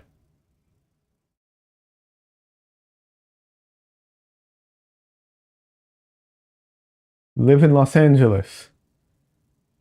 The ocean, you can drive to it or take a bus. It's right there. What do you mean you've never seen the ocean? What do you mean you've never? It's just like, that's all I want to do is repeat that over and over. Like, what do you mean? What? I don't understand. Like, not once? And I'm not talking about 6 year olds, I'm talking about adults. Like, what do you mean? I don't understand.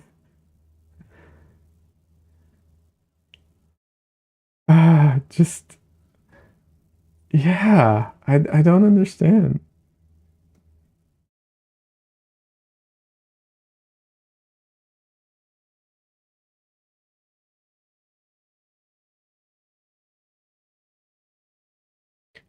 And I could kind of understand it if there were certain types of people, that I'd met where it's like, there's some people like I know people and I know there are other people out there who have like really hard lives who it's just nonstop, kind of thing.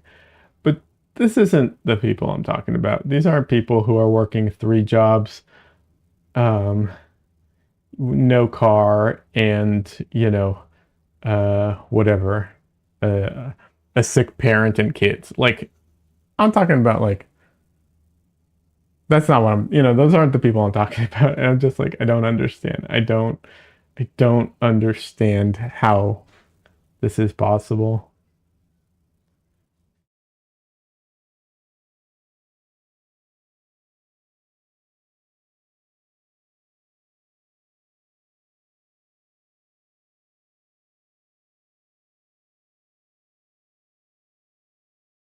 The Atlantic Ocean is 20 minutes from your house. Everyone goes there in summer. Yep.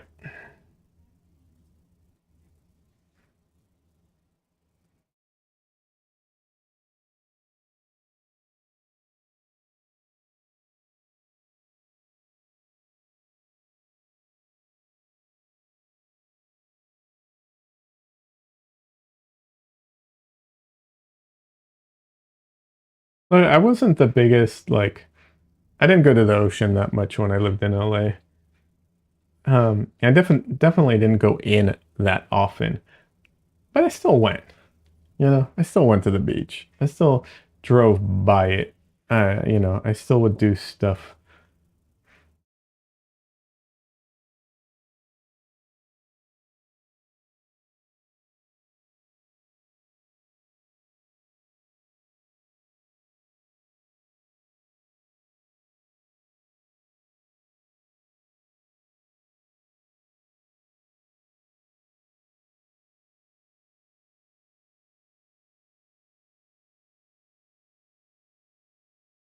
LA traffic can also be brutal, so definitely times where it was like, yeah, this ain't worth it. Uh,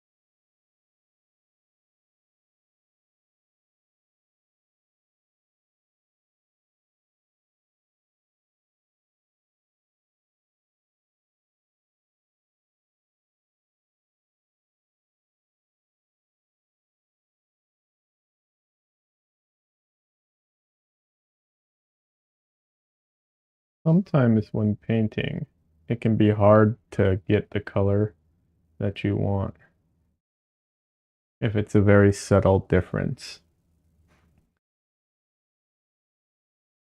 Sometimes, not always, of course, but sometimes it's actually easier to push it further than you want it to be and then either bring it back or push it in the wrong direction just to bring it back to the right one.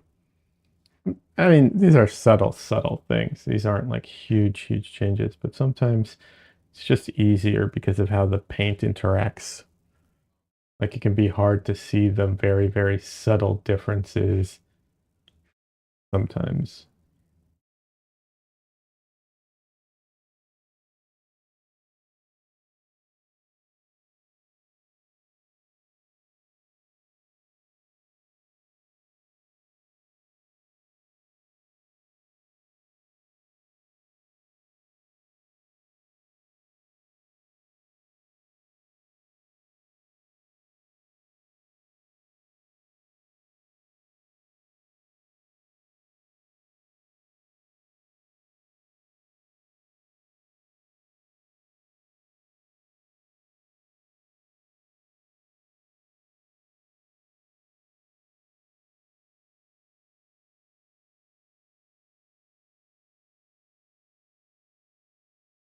Hi, Tristan. Yeah, I know. It's almost dinner time. All the cats are circling around my room now, expecting me to feed them.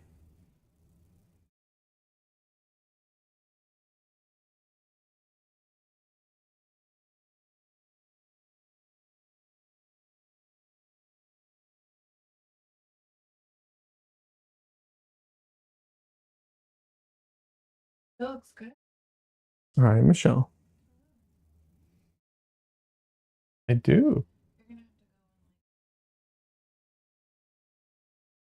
Oh, okay. I guess I do.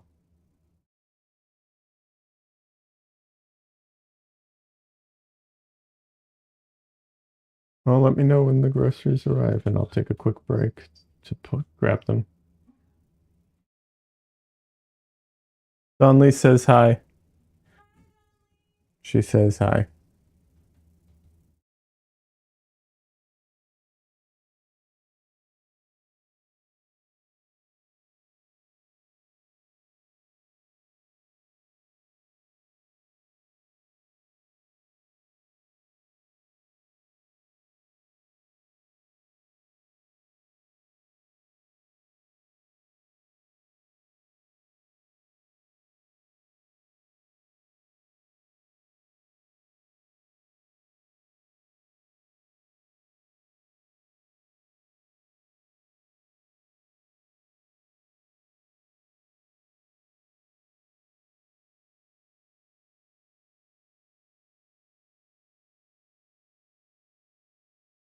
All right, I think I've focused on this area enough. Let's move down a little.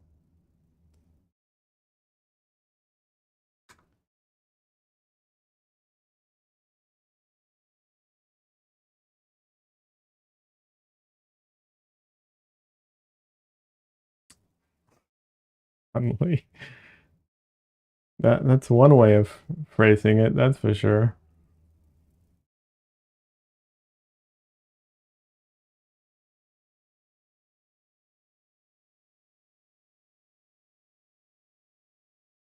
It reminds me of the I know what you know, but you don't know, but you know what I know, so so I know what you know, what I know you know. You know? That phrasing kind of reminds me of stuff like that.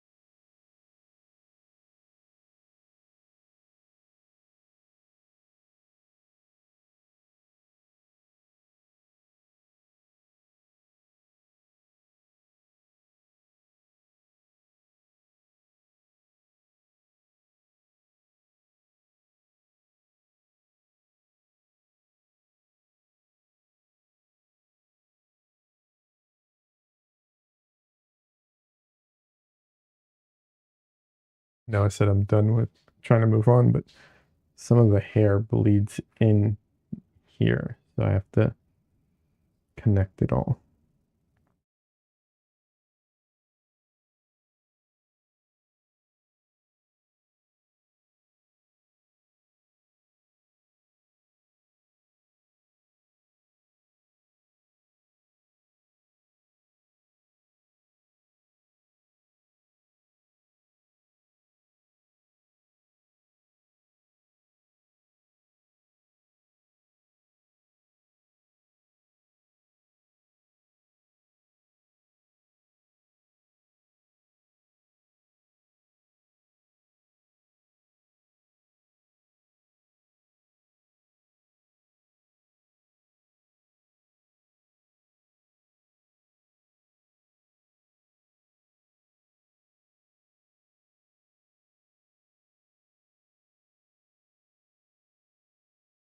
All right, everybody, I have to take a quick break. Bring the groceries in.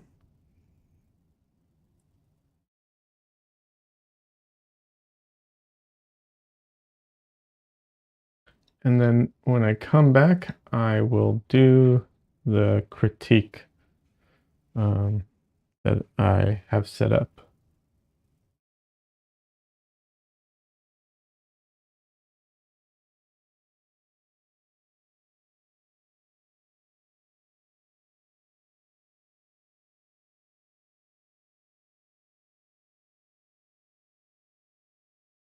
I'm actually watching them through the ring right now. I'm just waiting for them to actually drop the groceries off, because right now they're just sitting in the car.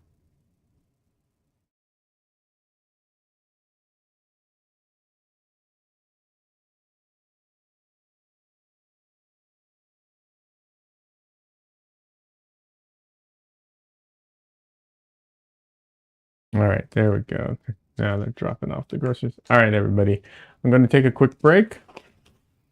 Take care of that.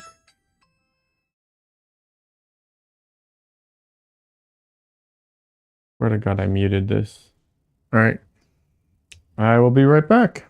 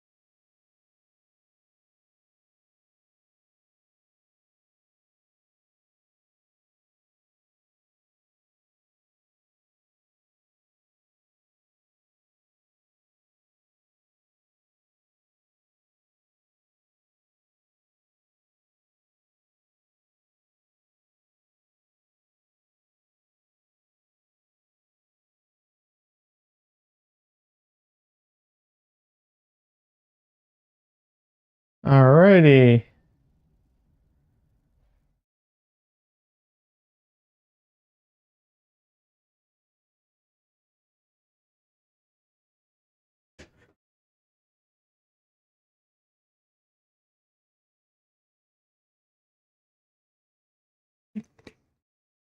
So I'm going to do a little bit of a portfolio review right now.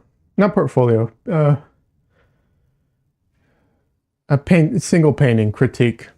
But it's not going to be the most, I guess, uh, in-depth review that it could be.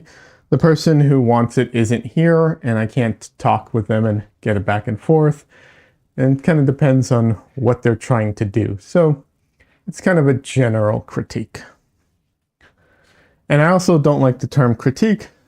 I do like feedback instead, because critique has a bunch of negative connotations to it, whereas feedback can be much more positive. So here we go.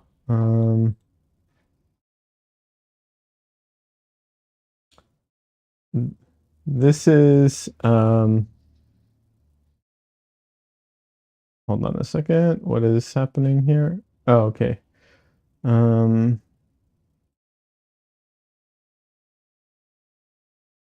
Okay, this is, why won't it show me the names in Discord?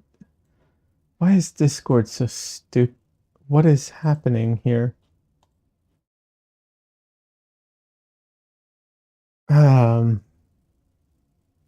Cool, Discord. Appreciate it.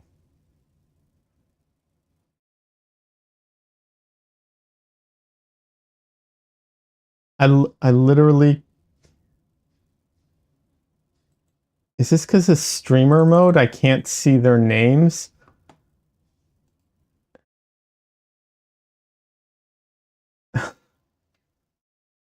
Oh my god.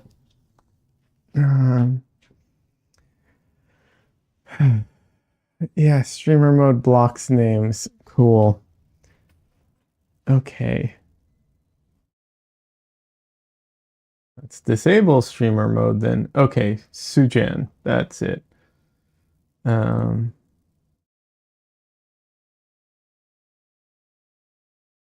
how do I love Discord, but I hate it. It's so, like, things and stuff are just sometimes not where they need to be.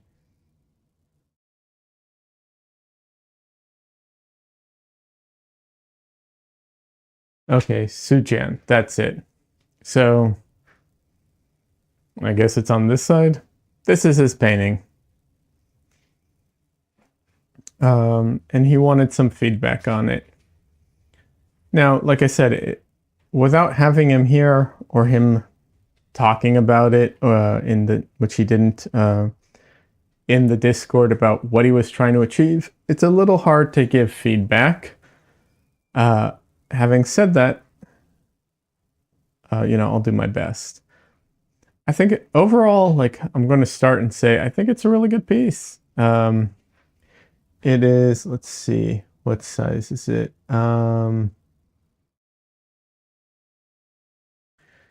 It was a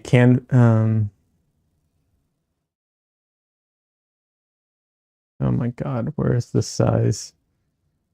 I think it's a 9x12.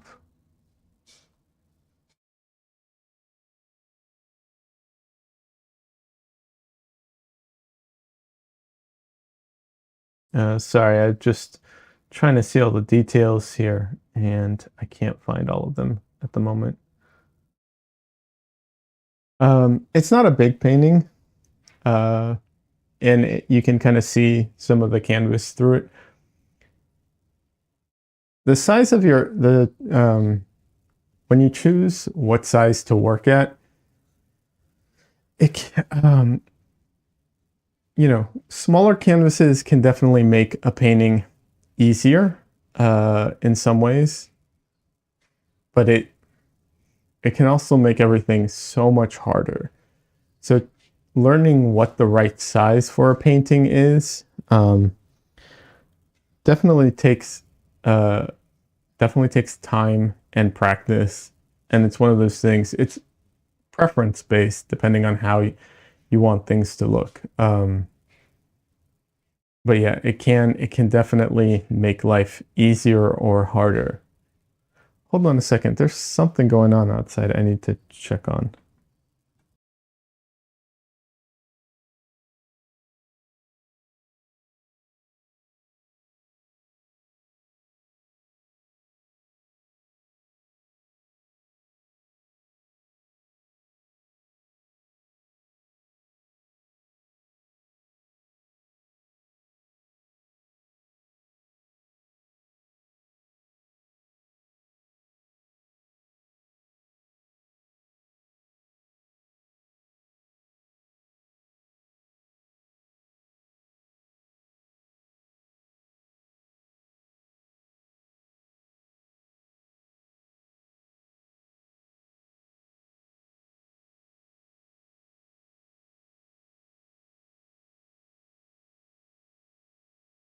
Okay. Let me take a better look at this real quick. So I like the composition. I like the lighting on this painting. I mean, look, there's a lot of good things about this painting. The thing I will say is, like, I'm not an expert at trees and leaves and all that stuff, but generally speaking, you want to. It's very similar to hair. You want to group them up and kind of paint them as if they're a single mass. Like parts of them are like masses, and then from there you go in and you detail it. Right now, I can see some areas where just there's the detail part, but the mass part doesn't seem to be there as much. And that can be very helpful. It can also be very helpful to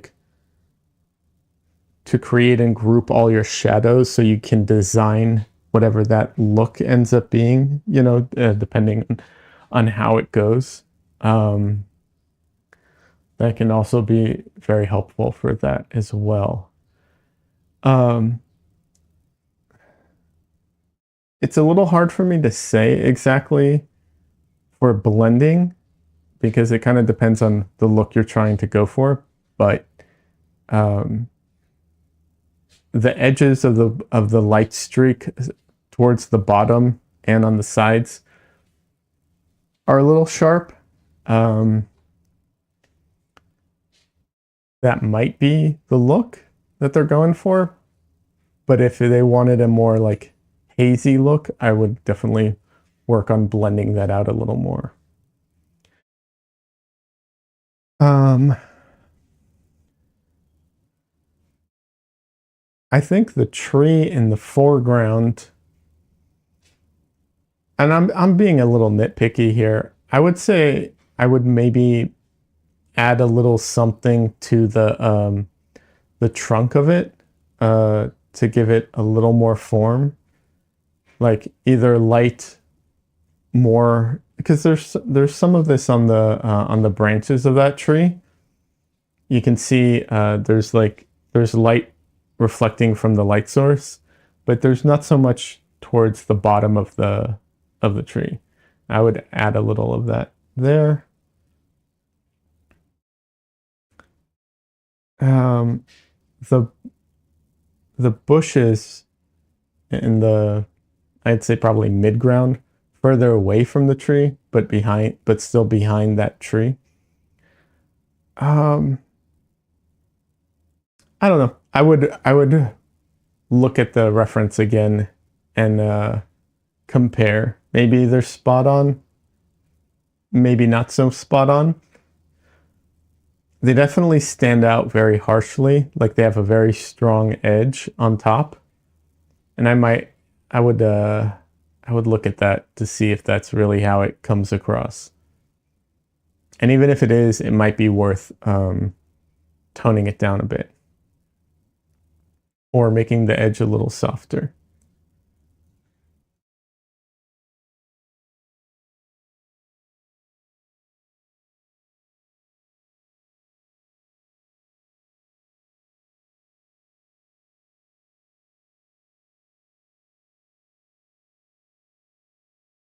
Other than that, um, I'm not sure about that brown in the light. I don't know what that is. Maybe it makes sense. I'm not sure. Um, I can kind of see a little bit of it on the right hand side tree as well, which I think is actually a nice component to it. Like they play off each other really well.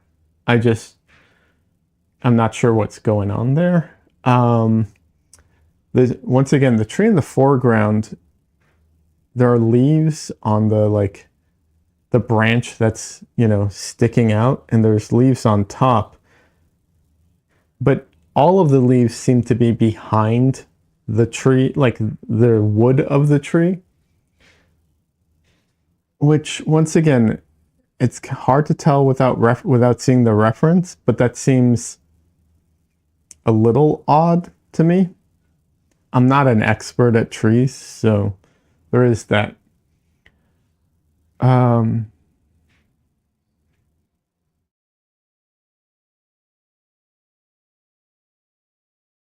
yeah.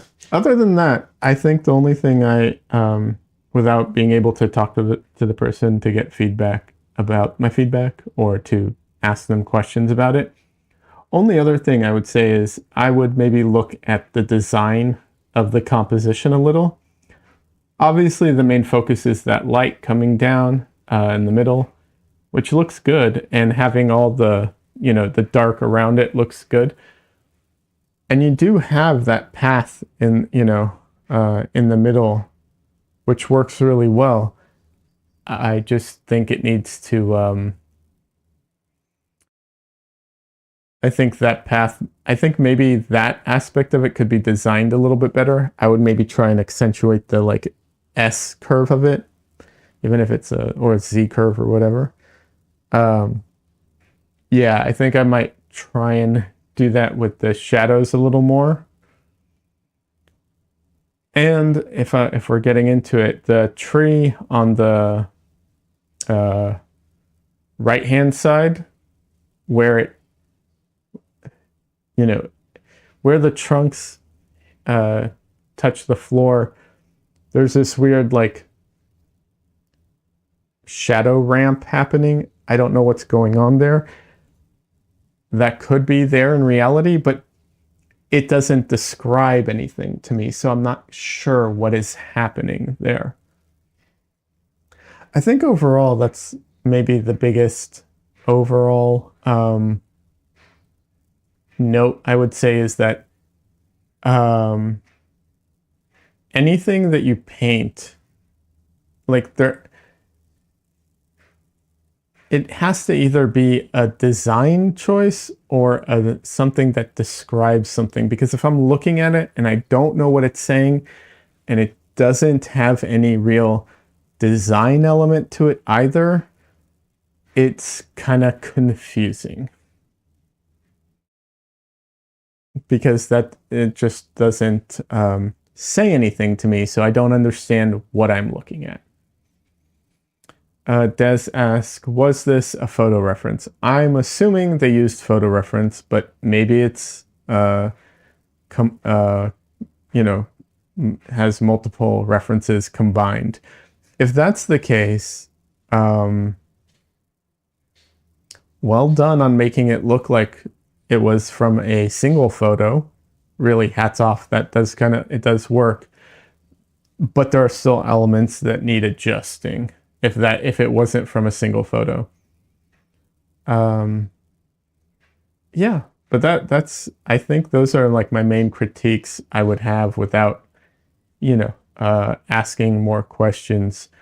Some of the questions I'd ask. So generally when I'm reviewing someone's stuff, my general questions are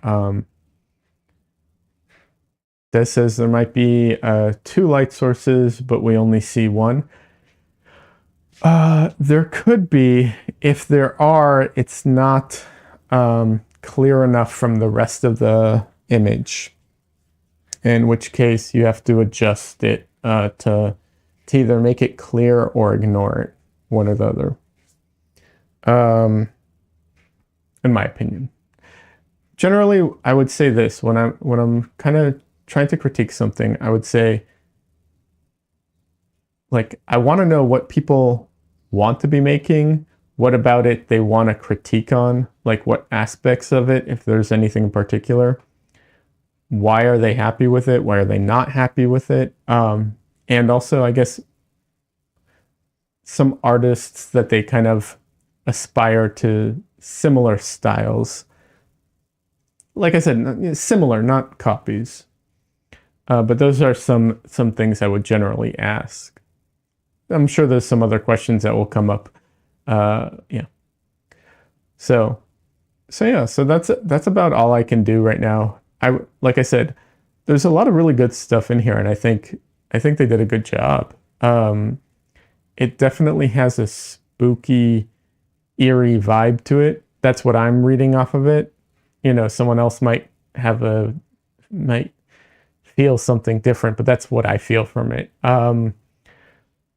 Dark scenes tend towards that, although they could also be, it could also feel very melancholy or, isolating. It definitely has that aspect to it as well. But yeah, I think there's a lot of really good stuff in here. Yeah. I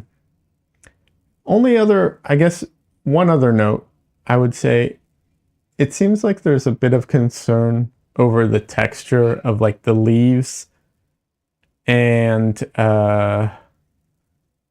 like the grass. And I'm not saying don't do that, because obviously you're welcome to do that if that's what interests you. But I would say don't be overly concerned with those stuff. Try to imply it more than paint it, maybe, unless you want to be one of those painters who goes in and actually paints it. In which case, go the opposite more. You need to do even more. I would not do that, but if that's what you want to do, go for it. Don Lee says, I'm looking for Totoro in there. Yeah, right? No, it really has a great vibe to it, and I think it's really well done. So that's about all I have. I hope they appreciate, or I hope it was informative, and we can always talk more on Discord. And if you have clarifying questions, Sujan, you can always ask. Like I said, I have a feedback corner on my Discord. People are welcome to post there asking for feedback from me. It doesn't have to be on stream. I do a lot of it. I'm happy to do it on Discord. They just asked. So yeah.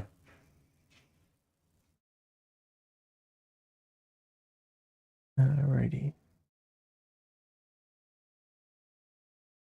All right, friends. I am also going to be ending stream here. Just looking at the time. I have to feed the animals, and honestly, I have to feed myself at this point. It was good hanging out with you. Sorry I was so late today. I stream 3 times a week. Monday night, Wednesday night, and Sunday afternoon. This is all Central Time, Austin, Texas time. But yeah, thank you all so much for hanging out with me. Des, thank you for your help. Don Lee as well, thank you for your help. Don Lee is also a streamer on Twitch. He goes by Don Leo, by the way, so check him out. Don Lee _O with 3 H's. Yeah, I will be back tomorrow night, working on my self-portrait some more. I should have put the links for the drawn together. I just forgot to do that. I'll do it in post later. That's one of the nice things on YouTube you can do. But yeah, thank you everybody, and I'm going to be calling it a day today for now.